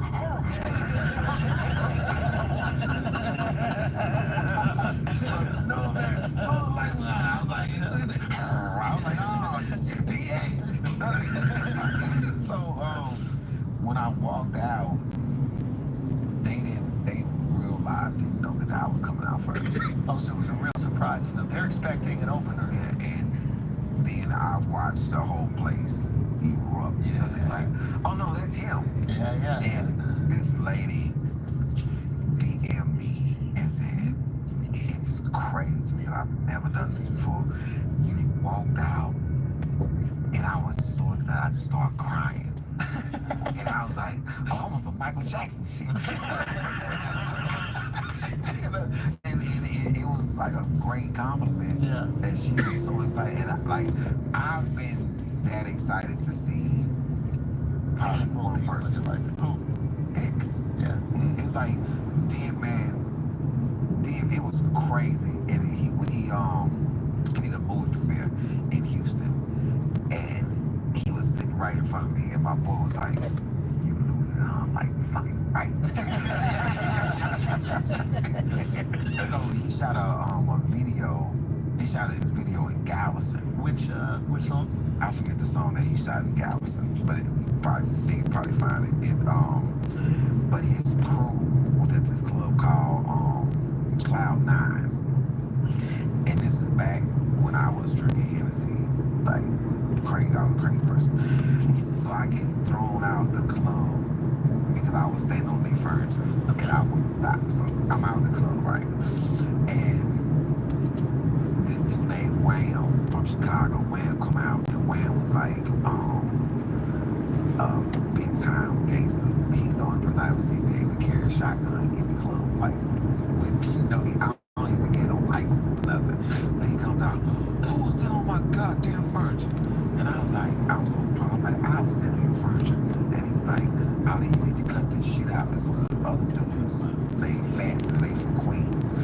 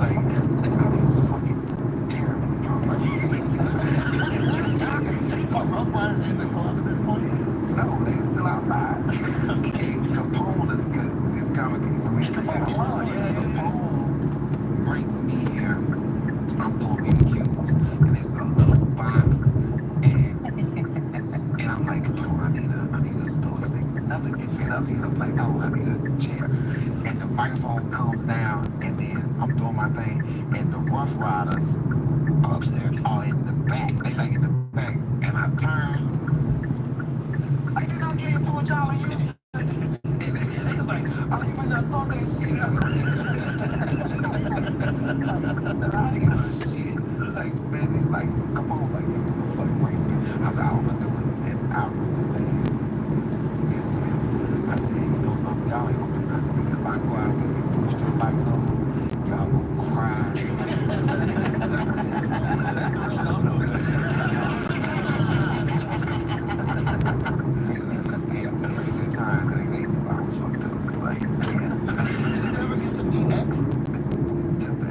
Just at that moment. Yeah. That was before all this happened, though, right?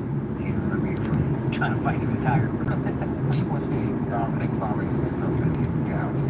They was there and took out, they stopped the party. But I remember being that excited to see, because it's like I can relate to everything that he was saying. You know, and I like a lot of people rapper. I don't relate to none of that shit that you saying. Nothing. Like, I'm like, that's what y'all doing? It just sounds stupid. Really? All right, guys, let's take a break for a second. Well, there's some coffee here. Let me just tell you what I want to say. They turn supplements into gummy bears, and it's absolutely fantastic. Okay, I walk into the office, I grab a pack of these gummy bears, pick them up, I tear it, and I eat it, and they're delicious. And then afterwards, I get to feel good about it. I don't get to feel like I ate gummy bears. I get to feel like I got my daily supplements. This is genius. Groons! Am I pronouncing it right? Groons? Because I saw that little umlaut, so I assumed it was Groons. Everyone in the studio is eating these every single day, probably 2 8-packs a day. I would like to show you what they look like. We ate them all.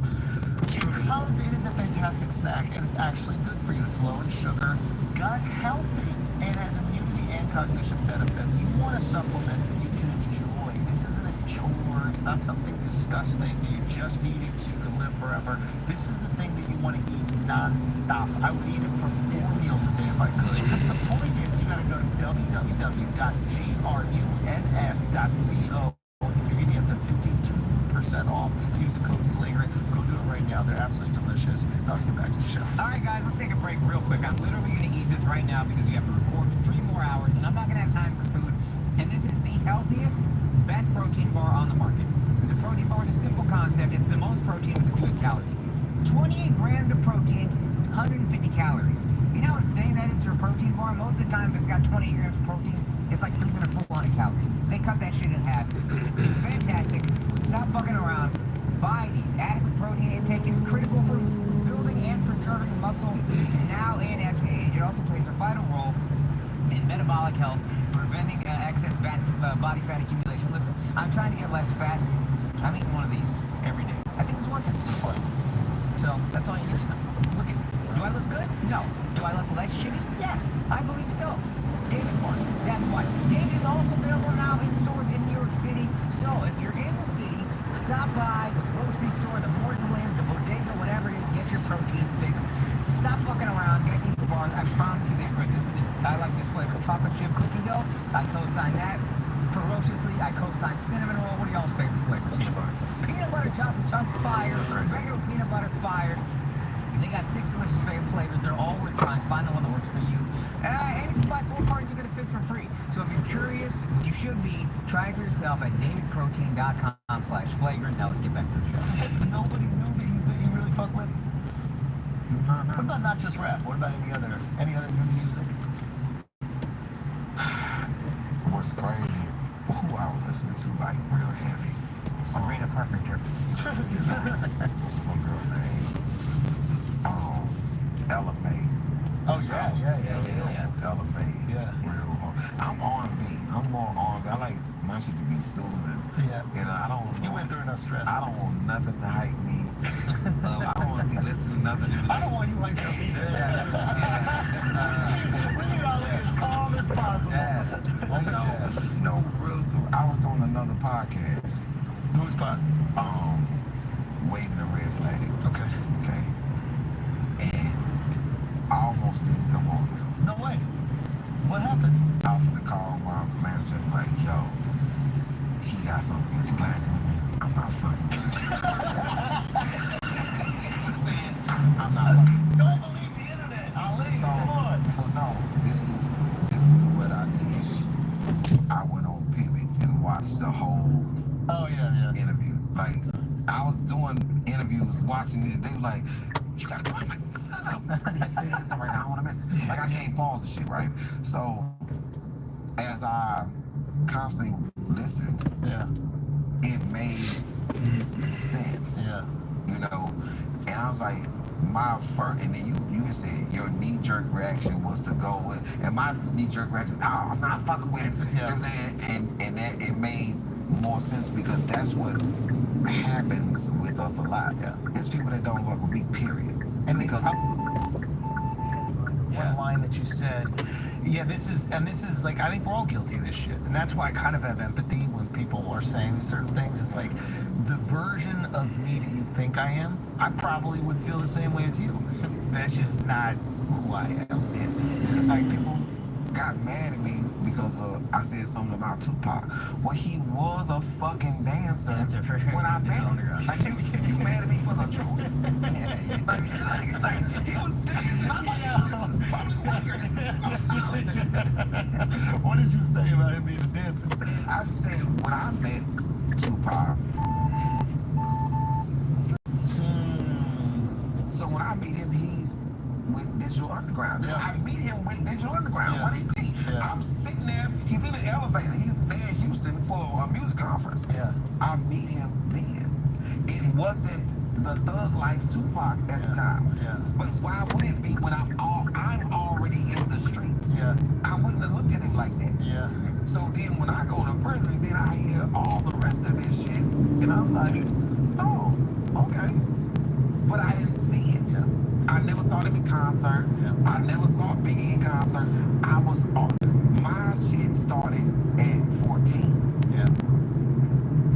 They was in the streets like that when I was coming up. Why does this make people so mad? Because they got some love affair with a person that they don't know. It's people that was in my DM that probably wouldn't defend their mom like this. You won't honor your family, but you want to honor the legacy of Tupac when you won't honor your family. I don't think it's one person on this planet that I actually don't know that I would defend that vehemently. And I'm going to take my time out to say a threatening message to you, incriminate myself on the internet. I'm like, oh, okay. And then in my mind, I'm like, people don't understand. I've never said I'm just willing to defend myself with everything that I have in my family. You don't have to be tough for that. Some people call that toughness, for sure. But the level that I'm gonna go through to defend myself is crazy town. Like you can't even imagine the type of shit I do to defend myself. But now you're at a level and people say that shit all the time. I don't give a shit about it.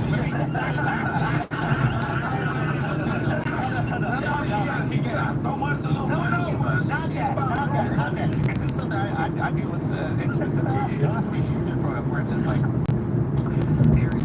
you get to a level where people know so casually. Earlier in your career, they probably knew intimately. Your super fans have seen probably 10 hours of your comedy. They know everything. They know if you say this about Tupac, they're like, yeah, because he met him when he was a dancer. They know everything about you. Like the people that listen to the podcast religiously, they know everything about you. So when they hear some like stupid rumor on the internet like that, it was like, yeah, that's not Schultz. And I'm like, what are you talking about?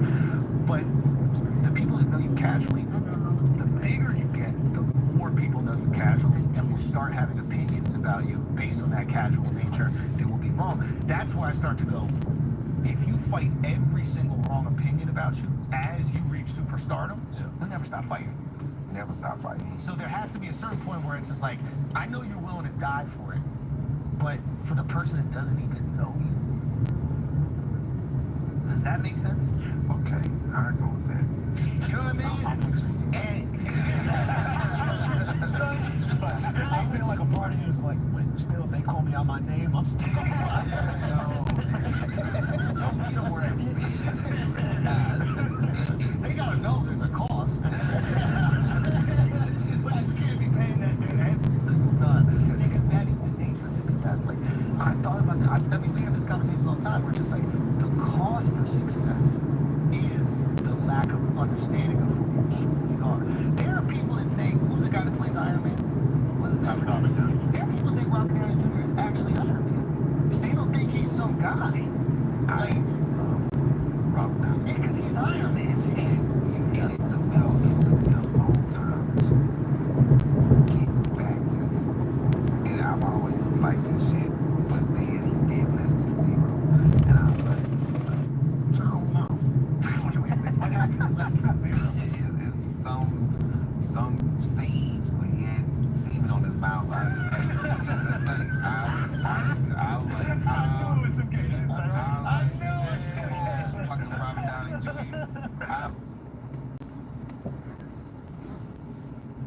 How to get back. And like, I watched all the Iron Mans. He's like, he got me back until he died in the desert. I forgot about it. Oh, come on, this bullshit, man. John, this is the funniest thing too. When he first gets locked up, he gets put on a block that is known as the back then called the sissy block. It's all gay people. And then there's some OG telling him like, he's like, I need out. I can't believe they're thinking of whatever. Like, and this is the great thing. This is what I learned how to speak up for myself. So the warden, when you get processed on this unit, the warden comes and he asks you questions. And me being so fucking cavalier, and he's like, well, you think you can protect yourself on this unit? And I said, this bitch, I should just say, that's why you gotta be direct. Yeah. Yes or no? Me, my cavalier is my, we'll see.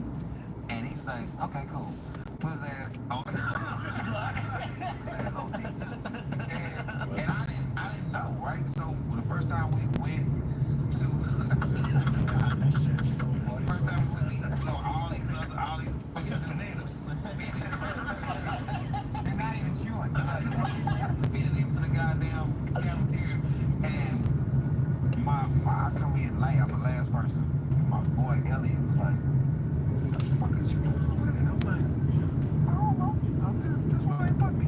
He said, man, you gotta get the fuck from over there. You look at your cellies. I'm like, I don't know what the whole rest of the prison look like. I just know these motherfuckers is weird, but Yeah, clean. Organize the cell well. the night came.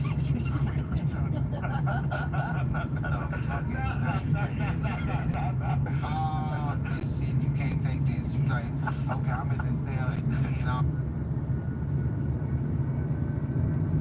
I'm fucking smacking.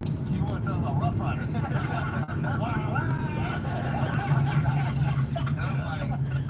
I don't know which way is better for you, but you can take the 10, either the 10 or the 210 is obviously the closest, but if it's red all the way to the 210, the 10 also works. Oh, 10 too? Yeah, Okay. you can get off on like Citrus, Barranca, and that goes all the way to where I'm going. Okay. That cuts across. Okay. So the 10. This got me getting on the 210. Yeah. I don't know. I just don't know what the traffic. What is that? I think listening to guys suck each other off. I'm thinking the 10 probably be worse on Friday. Oh yeah. Yeah, 10 is that's like the main artery. 210 probably be better. Yeah, it's been most of the time when we fly in, we're always on a weekend or something like that. Oh, real? Oh. So I don't get to see the real traffic. Right. Yeah. You're in the thick of it right here on Friday. No more. No more. Or morning flight or night flight. Either flight. Yeah. This is the thick of the traffic. Just get away from the Where's your map? No, the where? I don't have the other one now.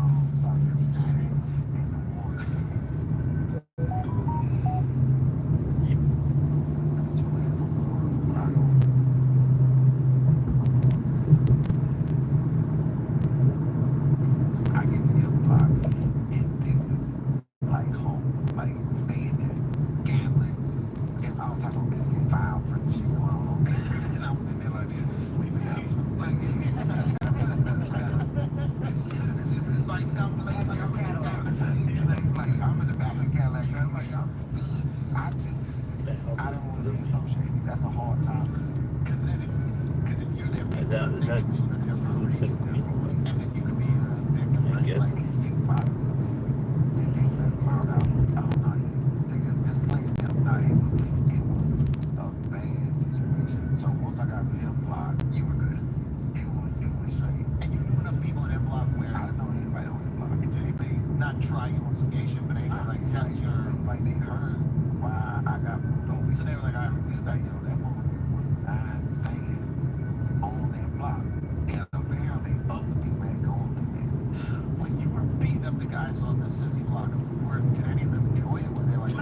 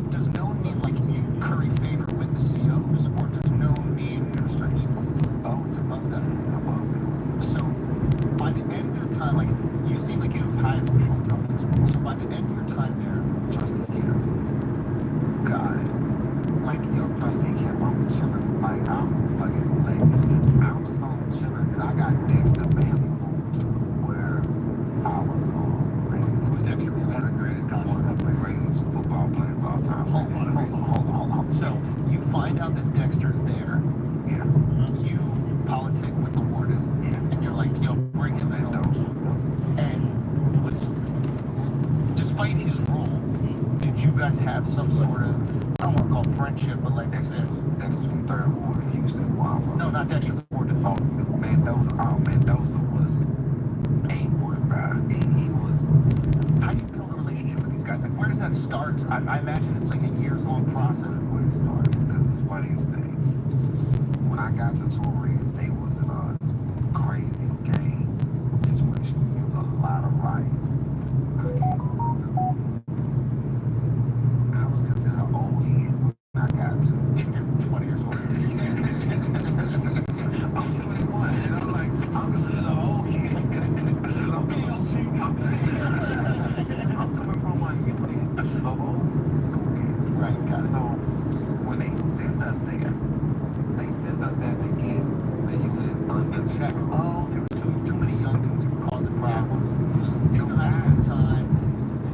Got it. So they strategically send some OGs there to get the young guys to kind of stay in line. Hey, because let me tell you about that's kind of smart. It's like understanding that the prisoners do run the prison to a certain extent.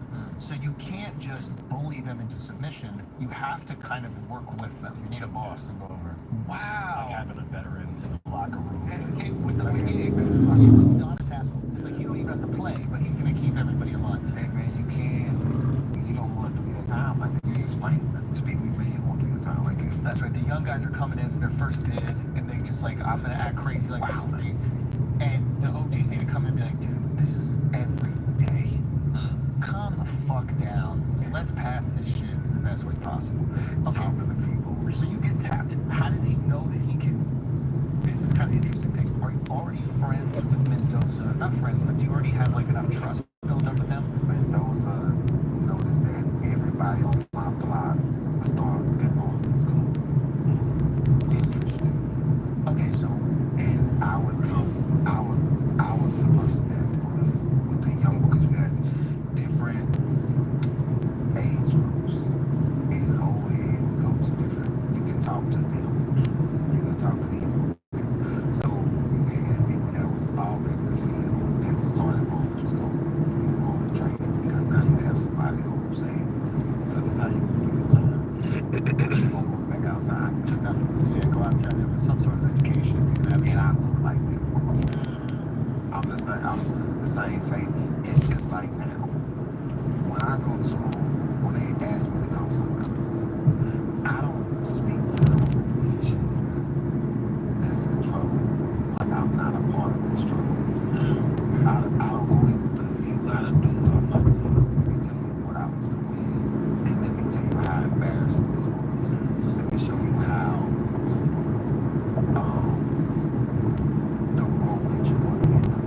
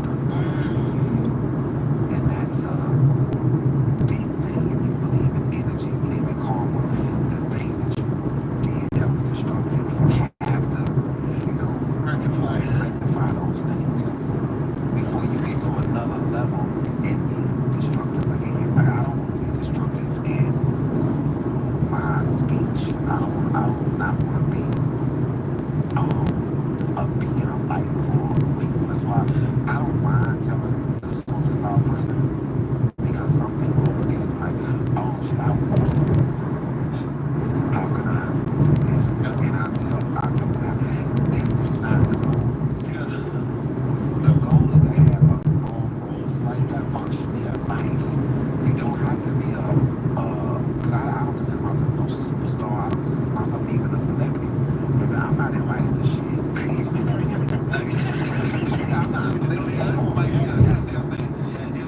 I saw you at the Tom Brady show. You was on stage. I knew everybody up there. And I was just sitting there. I was behind her. Like, I saw you backstage before. And I saw you when you was on stage. Yes, yes. I was invited by my publicist. My publicist was like, so I knew because the publicist that was running the thing, I was paying. I was like, damn, I think they should have got me all that fucking money I was paying for the money. Yo, it's crap, man. You gonna pay a publicist $5 grand, $7 grand a month. Yeah, nothing. Yeah. Sometimes they are effective. I think early in my career, I was like, this is a fucking waste of money. But I will say this, like last run, I thought they did a really good job of like getting, especially for guys like us who do YouTube and like social media stuff, getting mainstream sources to pay attention to what we got going on. It's almost like Hollywood and like mainstream outlets have no clue the views that we're getting. Like they're completely uneducated about what's happening on the internet, which is where all the people actually are. There's a huge disconnect, man. I've been on the Emmy ballot 3 times. Yeah. And people with lesser material. And I'm like, okay. Don't seek justice. And I stopped, but at a point, I keep plugging at this particular thing, the Emmys and the Grammys, because one of us have to win shows. Yeah. One of them, the independents have to eventually win. Yeah. And now, if the floodgates are open, if one of us wins anything. Yeah, I went out there for this like Emmys thing, this like introduction thing that basically Netflix pitches the people that they're hoping might be nominated and win, and it was one of those things where it's like I'll be honest, like one of the execs came up and like, listen, this isn't exactly like a meritocracy. There are certain people who just kind of get nominated every year, and I'm not trying to show them. I just think that there's like a lack of understanding of like what we're doing, and I'm very fortunate that it feels like, especially maybe the last special. The mainstream, for better or for worse, there's criticism, but then there's time of celebration. At least it's becoming more aware, and that's why I've been paying attention to what's happening with you, because at a certain point, the numbers can't be ignored. You know what I mean? It's like they just break through on their own, and like I witnessed it happen for me, like even being invited to the Tom Brady thing. Like Tom Brady thing was Sunday, just to put things in perspective. Friday and Saturday I did Madison Square Garden. So it's like, that's where I was in my career. That's kind of always kind of looked at things. In order to get that Tom Brady opportunity, I need to first sell out Madison Square Garden twice. In order to get JFL, like New Faces, remember that thing? I had to have 5 shows on MTV. And I'm looking at other people on New Faces like they are new, because I don't even know your face. So like, I've accepted that it might not be a meritocracy, but I'm gonna have to work. I don't care how many times harder. I'm just gonna have to work again, and that's literally why I was very excited for you to come on, because I'm seeing what's happening with you, and is it delayed? And is the awareness from like maybe typical industry delayed? Yes, but is it imminent? Absolutely, because you cannot deny numbers and appreciation. Skill you can deny. I think people deny skill all the time, but they cannot deny a wave of interest with you and audience. You cannot deny. Whether you get an Emmy or not, I feel like your audience won't care what it is. Because they know the real, they see it, they consume it. You know, I sometimes you just remind me of something about Montreal. I can. They call me and say, hey man, you have Montreal. They want you to come to Montreal, and you want to do like 6 theater days. But that theater is small. You know, I wasn't invited to the galas. So, and I asked, I said, for what? Like, what? He's like, what? I said, I don't know. He's like, no, this is a Super Bowl comedy. I said, yeah. What do you go there for? To get management, to have a deal, at the time, I had a deal with Comedy Central. I had dates and I had Benjamin. I said, did y'all quit? He's like, no, just go. And they had to really convince me to go. I'm glad I went. It's an education process, dude. It sounds crazy. I know it sounds crazy because I know the exact position you're in, by the way, where it's just like you're doing bigger venues than these people that are getting like nominated for things. You have bigger numbers, and you're just looking at the raw data going, what the fuck am I missing here? But Hollywood is really evolved. Like, even anytime I've done a movie, the only people that know me on the movie set are the guys that are like, they're working the set, like the grips, the lighting, all. Because they're the ones that are watching the real shit, right? They're not watching like, what is this avant-garde new like movie that's in French that like if you say you like it shows you have taste in cinema. Like, now the real people will kind of know, and eventually that becomes so undeniable. It trickles through. Would you do?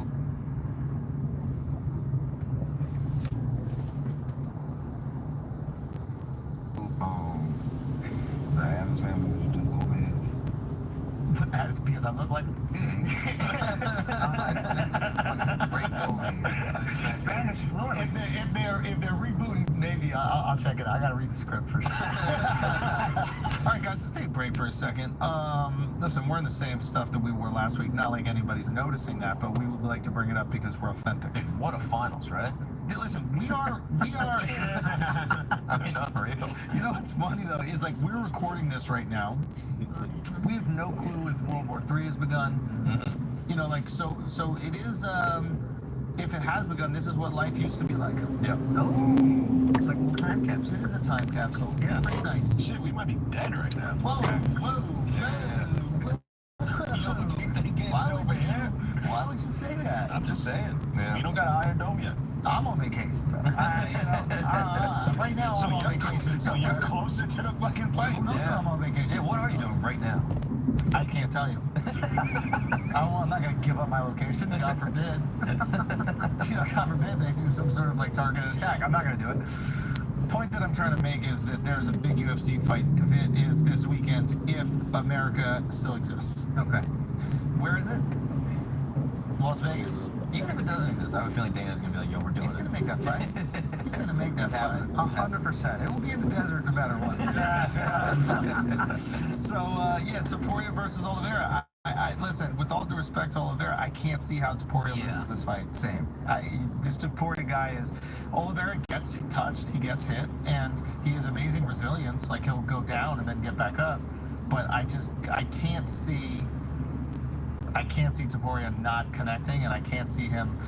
Yeah, he doesn't have the jiu-jitsu that Oliveira does, but he's a great wrestler. So I don't see. I think it's going one way. I don't know much from what I'm seeing of Topuria. He's nice. I'll tell you one thing, that the fight before it is Pantoja versus Cara France. Cara France, Kai's a Stylebender's boy, and Pantoja's just an absolute menace. That's going to be an interesting one right there. That's going to be an absolute, what is it, a barn burner? Oh yeah, barn burner. Yeah. Why is that a saying? I don't know, but Charles Barkley always struggles saying that's a barn burner. Why do we describe that as like a good thing? I don't know. Man, I don't know. I've never seen a barn burn. I imagine it's probably pretty awesome though. Yeah. Right? If that shit's going up. Yeah. Yeah, like a party. Feels like there might be like something racial undertones. Yeah. This is a real Wall Street burner. You're like, oh, that's not good. That didn't work out. A Dutch farmer burned his own farm down to get rid of rats. A Dutch farmer burned his own farm down to get rid of rats. Got it. Insurance fraud. Yeah. We know what that is. Yeah. Around 1939. Yeah. Anyway, Jesus. Anyway, bet on the Dagestanis, all right? Steak is the leader in global betting and U.S. social casinos. Bet on top sports and political events and use the promo code FLAGRANT for your welcome bonus. Now let's get back to the show. Let me ask you a question that I don't know if you can shit on this if you want to. I do feel as a minority there is within the industry a certain type that there's whatever it is they're a little bit more comfortable with, and those guys get the shots first. And part of the reason I was so happy to see 85 South get the Netflix specials because I know how talented those guys are. And I remember being on Wild 'N Out, and I top to bottom no disrespect to anybody on this couch, that's the most talented cast I've ever worked with. It's monsters everywhere. And I would go into agencies and be like, I'm all wilding out, and they'd be like, we're looking for like a Two Broke Girls kind of show. Yeah. And I know as an Indian, they want a certain narrative. I feel like black people's a little bit like, we know it's like that we're not quite so scared of. You can tell the stories about some shit that's like, they want the skin color to be diverse, but not necessarily the personality and experience. And I don't know if that's like, I don't know if they're even aware of it. You know what I mean? Like, I wonder if it's like... I remember there was a pilot, and every pilot I've ever seen for an Indian is he's married to someone or in love with someone who's non-Indian or can't get someone at all. And I was like, yeah, I just don't... I had a holding deal with ABC, and I was like, I don't really want to audition for this. I was in a position where I felt like I could say that. And she was like, why? And I was like, well, I explained the reason. White exec in LA. And I don't think she was a racist at all. Poor girl truly didn't understand. She goes, but he's Indian. Like that was, she couldn't understand that that's not something I'm happy. Yeah, you got something. That is the perspective. And there was a thing that's why it's so beautiful. We have YouTube and you got double-digit million views on one special, and like, you get to talk to your people and do it your way, and it's awesome. But I do think in the industry there's a little bit of that, and not to discredit anything you're saying, and you probably might be experiencing both, but I think there's a little bit of that, and I'd love to know your opinion on that. I think with just isolated just to me, because I can't speak for what they're looking for, because some things that I have done, they have accepted from other people.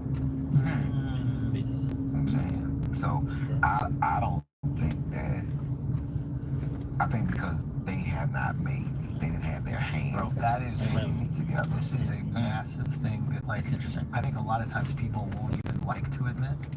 It's taking ownership over someone's career is very important for people. Like, they want to know, even back in the MTV days, like MTV2 and MTV were separate. And if you were popular on MTV2, MTV people were like, but that's not one of ours. It's like, it becomes part of their identity. And when you are, quote unquote, made, I don't like self-made, like made by the people, like the people decide, they can't go, we put him on. Exactly. And I do agree with you. There's a little bit of a hesitation. Like, they've invested 3 specials or 3 things. It was one person. Rather that person get this opportunity than this guy who did it on his own and forced his way in. But I'm telling you, it reaches a breaking point. Yeah. You know what Aaron's title feels like? Early Kev.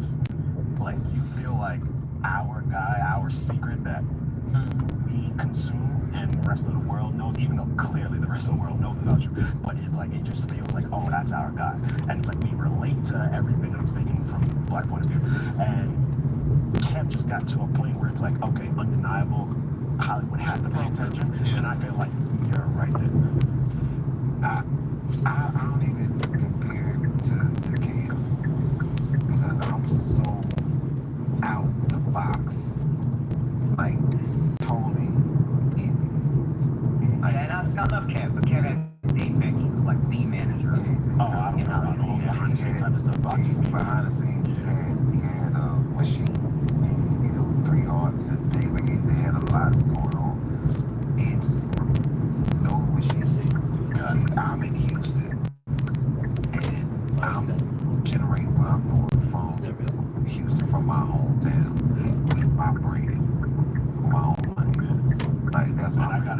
It probably just feels like that to me, just because I remember Kev, like, when passing around the DVDs, like being at the barbershop, and that's how I discovered Kevin Hart. The DVDs with me. I think you're right in terms of like public perception. Yeah. Whereas, like, I think the perception early on in Kev's career was like he had some pilot, it didn't go, and then it's like he's in the clubs. I think on the street, people aren't aware of like who your representation is. Yeah. It's more just like, oh, he's doing shows at Caroline's and he's grinding. That's a normal thing for every comic has a story where they were selling their CDs and DVDs outside the club. Like, that's a normal thing. It's not isolated to one person. Yeah. I know I have people's DVDs because I use them as, remember this shit? I be going on that bullshit. I'm like,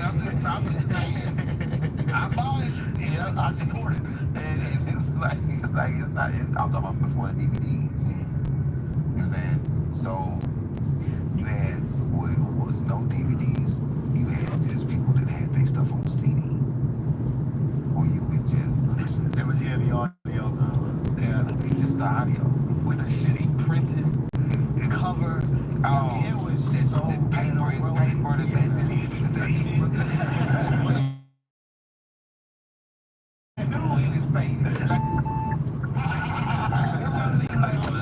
fade over time. No, that started off like that. And then some weird ass picture of them. Yeah, with a microphone. Like, where you made this at? Kinko's. Yeah. That's synonymous with the people who come up in that era. Eras are very important when you think about comedy.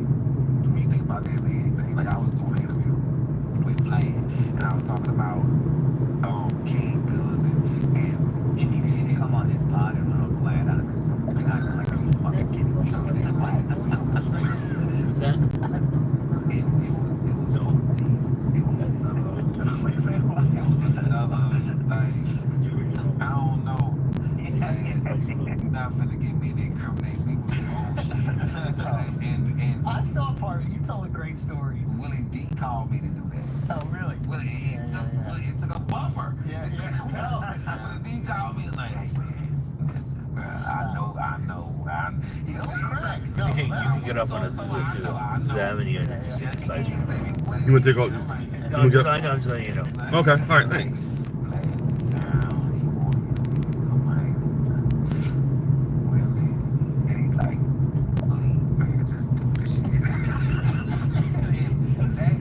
I thought it was good. I thought the views were crazy from it. Yeah, I got some other. What is your area? LA. The whole LA area. Mm-hmm. You're the toughest. When it comes to things. That's the. Oh, the toughest. Oh yeah, it is. Area to drive. Oh yeah, it is the toughest. So you say Azusa? You want to get off on Azusa? You could.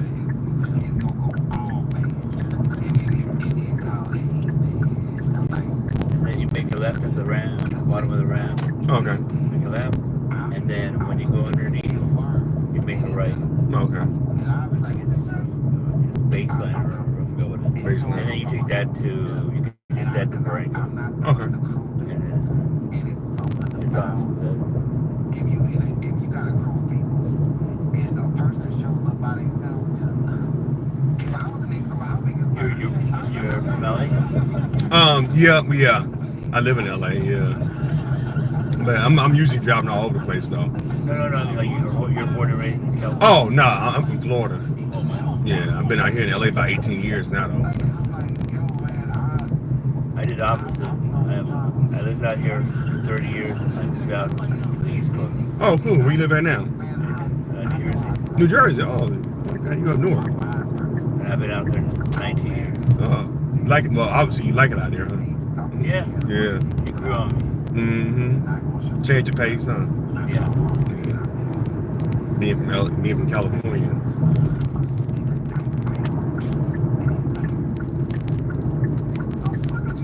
It was easier out here 19 years ago. Oh, you said it was easier? 19 years ago. Oh yeah, now it's not.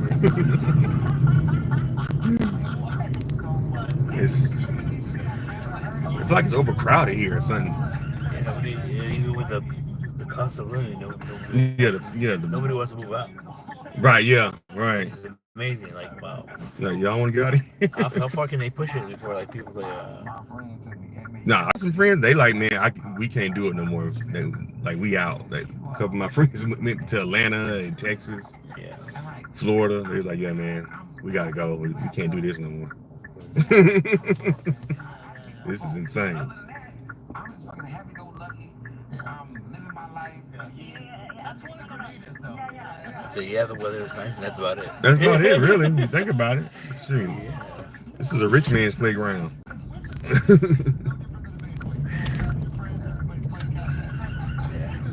At the light, you make a right at the light. Right light, okay. Yeah.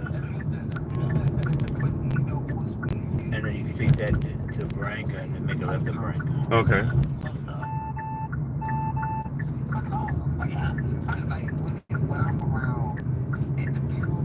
So it'd be a few steps on the highway. Yeah, that freeway is crazy. Oh, you can turn. Jesus Christ. I'm not in rush. It's just the traffic is like, oh my god. Yeah, I know. It's just, we yeah, not it's in unbearable. Yeah, it's annoying. traffic like Just sitting and moving slowly.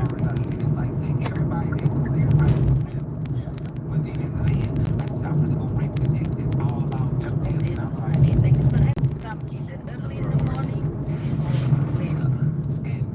And in the weekend away.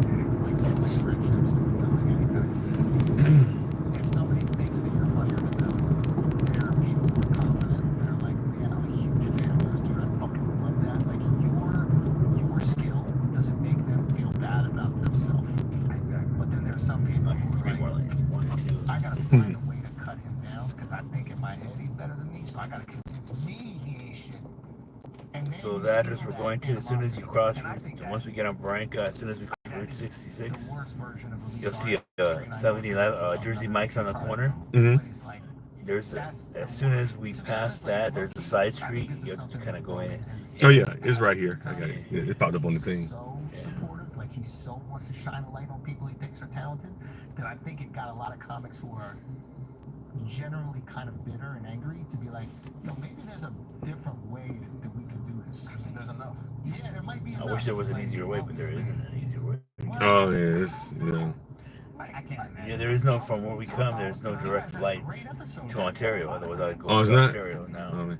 We have to do like a switch somewhere. But y'all got family out here?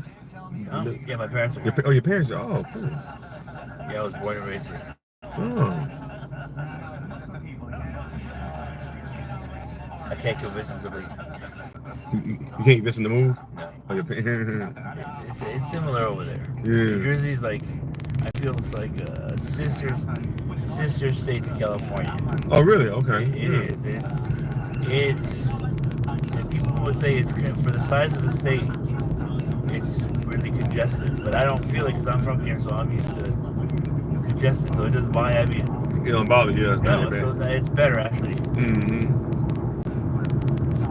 They have a lot of toll roads, right? A lot of toll roads. Yeah, well, yeah, they got the Turnpike, also Parkway, yeah.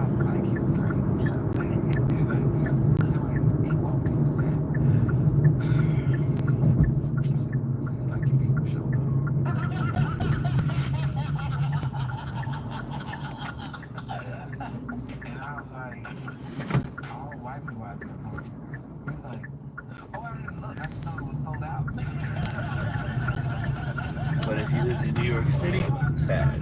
Oh, New York City's bad? Yeah, it's just bad. Yeah, they have. Yeah, it's gridlock all the time. Oh, man. They have congestion pricing. Oh, really?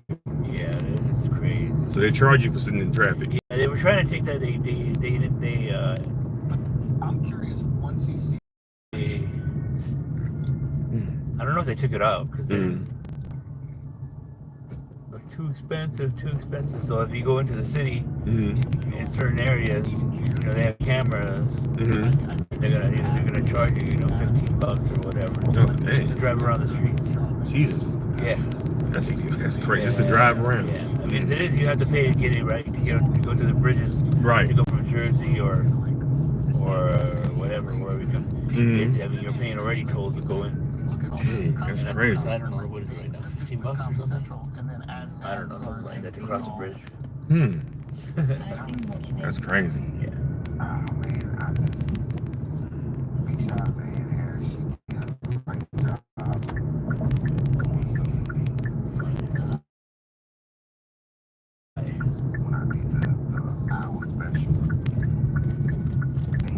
This is what we did not envision. Traffic. Oh, traffic. Oh man, yeah. It's crazy, man. Don't stop. Third house here on the left. Third house, okay. Nice little purple trees. Oh, okay. And there's my mom. Oh, turn around. Yeah, appreciate it. She's like, who's this? Yeah. She's like, that my Carlo? All right. He'll be out with your bag. All right. Uh-oh, I turned the car off. My bad. Oh, there we go. Oh. Did you know zero has old one? No, that's all. That one you give it to me. All right, thank you.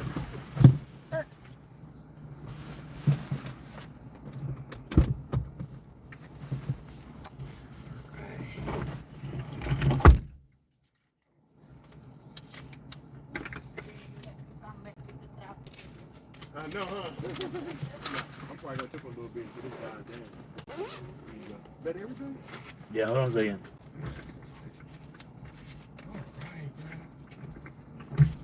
Hey, how you doing?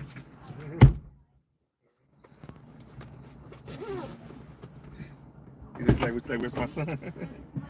I know, she's like, he didn't come this trip. They left me at the airport. Right. Oh man, Charles, you're a good guy. Oh, thank you so much, man. Thanks, Carlo. Appreciate it, brother. Take it easy, man. You be safe. Y'all be safe. Bye, guys. All right, thank you. Right. Bye, Mama Carlo. $20. Sweet. I forgot this was even on. The whole time this was on. I didn't know this was on. How you get out of here? $20. Turn this off, shit. Damn gas.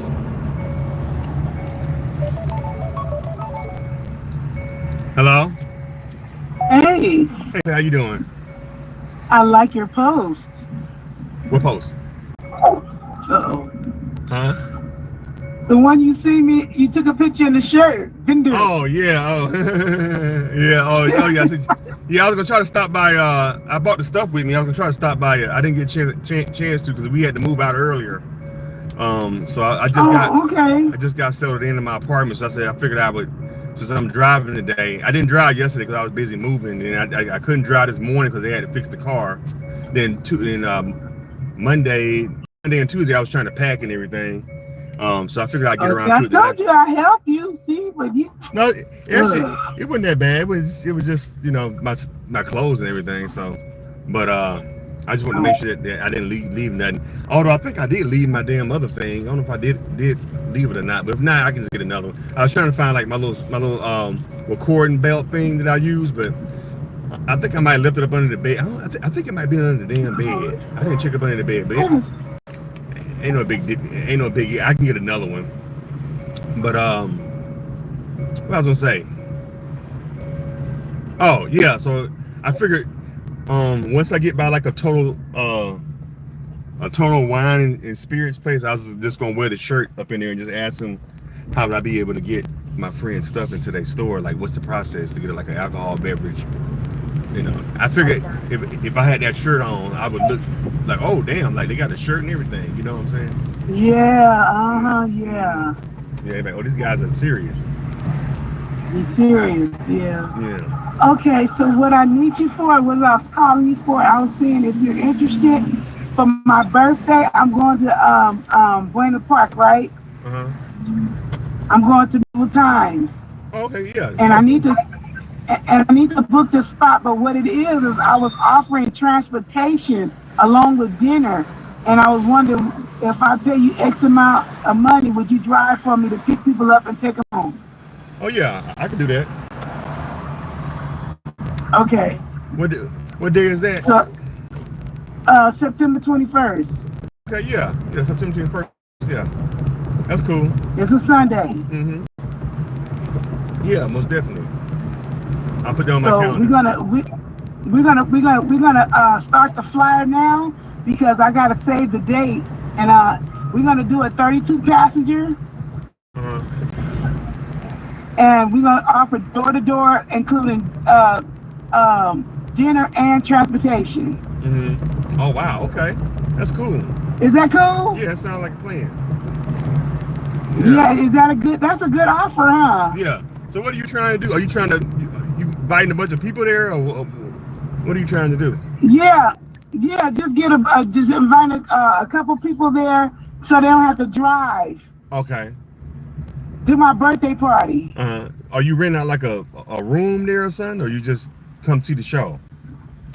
Well, they just they give you when you many times it's a long old it's like a theater style. Yeah, but I'm saying and they will block out. Yeah. So you gonna rent out like a room or something, then people can come out, or are people just going just to see the show? They coming to see the show, but it's a reserved spot. Oh, you reserve the area. Yeah, the area they're built like a theater, like we went to like the Kia, a whole row like that. Oh, cool. Okay. Yeah, it's a big old show. Then they're gonna crown me, thou, wench, thou, you know that. Oh, you're gonna get knighted. Okay. Knighted, yeah. Oh, dope. That's gonna be cool. And then they get to eat with their hands and all that stuff. You know, just a big old thing. My little party. Yeah, I've been to medieval times before. Yeah. Okay. Yeah. So you did like a but birthday. This time I want to provide transportation to make sure they get there. See, I'm charging them $50 for show and dinner. Show and transportation. You charging your guests that? Yeah. Okay. Oh, cool. They don't have to give me a gift. It's just I want them to buy the ticket. Right. Just to go. Okay. That's cool. Just to go, yeah. Oh, that's cool, ain't it? Yeah, that's a dope little idea. What you doing, driving? Dinner and transport. Huh? What you doing, driving? Dottie, we had Baskin Robbins. Dottie wanted something from Baskin Robbins. Oh, she getting a banana split or something? Yeah, she getting a lot of stuff. Oh, I want one of those. What is it? Banana? What? M&M? Okay. Okay, well, see, let Dottie explain it to you about the van. Hold on for a second. Just tell him. She don't feel like doing all that right now, Pat. Okay. Okay, all right. That's it. Yeah, but Pat, that's what I'm saying. Dottie, Dottie don't feel like talking to me right now.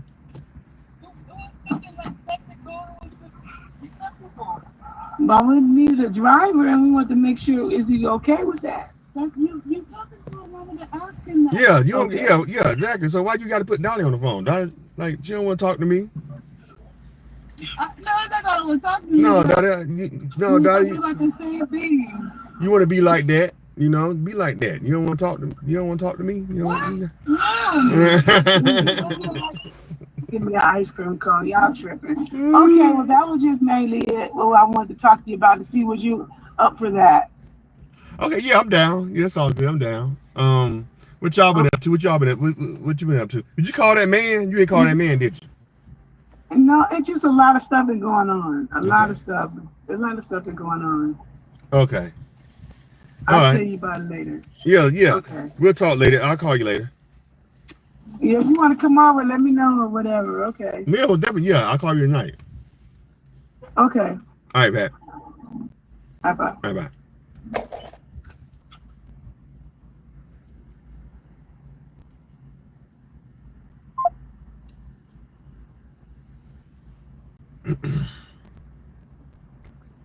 This was on the whole time. Oh, come on.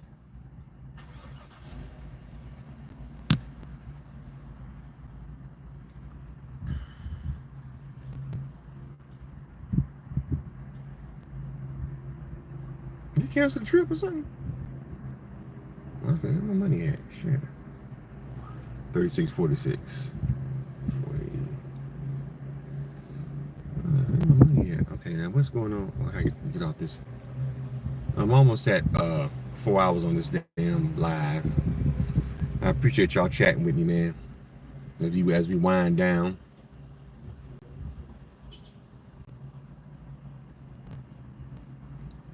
As we now wind, let me see. I wonder if the movie's playing. Right? I can go to. I ain't bringing my headphones. I might just go to this gym.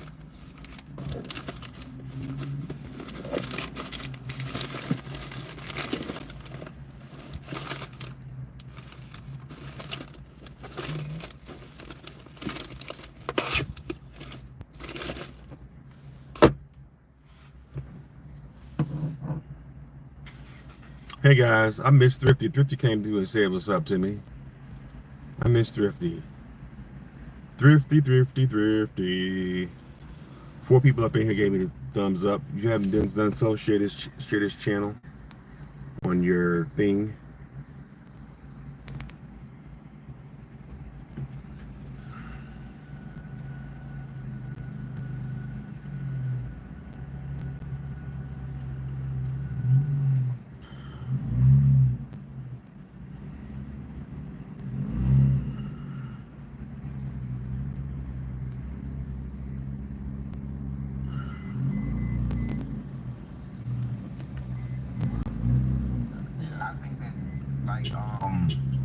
A lot of this stuff has taught me about how people view you as successful.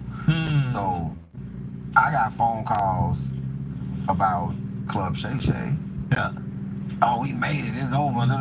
And I was like, oh, okay. But you didn't call me when I was on Good Morning America. Exactly. Dude, the game has changed. Yeah. It's success is whatever they watch. Yeah. What is it's the term? It's like life is a Rorschach. Was it Rorschach the ink block shit? It's like whatever you already feel, you see. You know what I mean? Like if you feel that Club Shay Shay is the biggest platform, that to you is making it not being on this like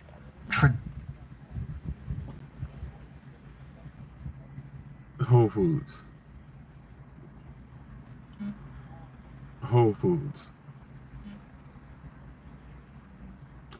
Trying to find out what am I gonna eat? For Whole Foods Market near Upland.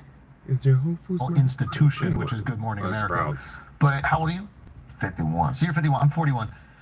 Like we grew up watching Good Morning America and seeing Tom Cruise on fucking Good Morning America. So we're like, yo, that must be making it being on Good Morning America. To younger people, man, they're not watching Good Morning America. They don't even know. It's like being on the 6 o'clock in the local news. You ain't popped no balloon yet. Right, that's their new thing. No, you're right. Yeah, so it's one of those things that I felt that you have to be. I feel that you have to be proud of your journey. Yes. You have to be proud of your journey, bro. No matter what happens, you know. And I'm still one of them guys who's still trying to kick over the table when it comes to you the greatest comic of all time because you were in a movie or a sitcom. I don't think that got nothing to do with stand-up comedy. It has nothing to do with comedy. Yeah. And so people are, and my thing with, like, when I say industry support, I mean the comedy community, right? Yeah. Don't call my phone and ask me a bunch of questions on how to do something and get a bunch of advice from me. Sorry about that. That traffic is crazy, man. That was a 2-hour damn drive damn near. What time did they say? At 2 or 3? It's like 3. It's fucking 5:30. I ain't doing daytime. I'm not doing afternoons no more, man. I'm finna do it. If I don't do it in the morning, I'm gonna drive. Morning time is the best time to drive. The amount of times I went through this shit, like I've seen this. I'll walk people through their whole YouTube special rollout, like do the whole thing, and then they get some interview and they'll be like, "Yeah, I did it because I saw this person do it and this person do it." I'm like, "Oh, is that why?" that's right. You know, I was getting compared to you and didn't know what you had going on. This is great. It was like, yo, you doing the shows. I'm like, what? I'm not doing no fucking shows. Shows had a goddamn get ready to rumble. He had a fucking industry thing. He had a whole layout of shit. I'm like, I had zero. No, this is great. It's more how many people from YouTube I had when I decided to shoot a special for YouTube. Yeah. That was subscribed to me. Yeah. 28 people. Wow. I had 28 fucking people. Then I said, hey, I'm gonna shoot a special. And boom. How long ago was this? I'd already been putting out independent stuff. I've been on XM Radio doing albums forever. I'm coming to your question. Doing albums forever. Yeah. know what I'm saying? Yeah, yeah. Since 2007. It's just what you're normally doing. So you're like, yeah. I'm just hustling Right, my y'all. own shit. Yeah. So then I said, I'm gonna put this YouTube thing out. I shot it for YouTube, and we had 28 people. And then I went to this, my manager hooked me up with this marketing guy. He said, hey man, we gotta grow your page. And I was like, on Instagram, I probably had maybe 1,500 people. Right. And my Facebook, Facebook don't damn the same as YouTube. Like I couldn't even get into it. That's how bad this shit was. I didn't even know your password. I didn't even know how to get into it because I wasn't checking it. It was no. Yep. This is interesting. Yeah. So we started creating the movement. Yeah. Mm. With the advice from them. I had no idea. Marketing. They pay for marketing.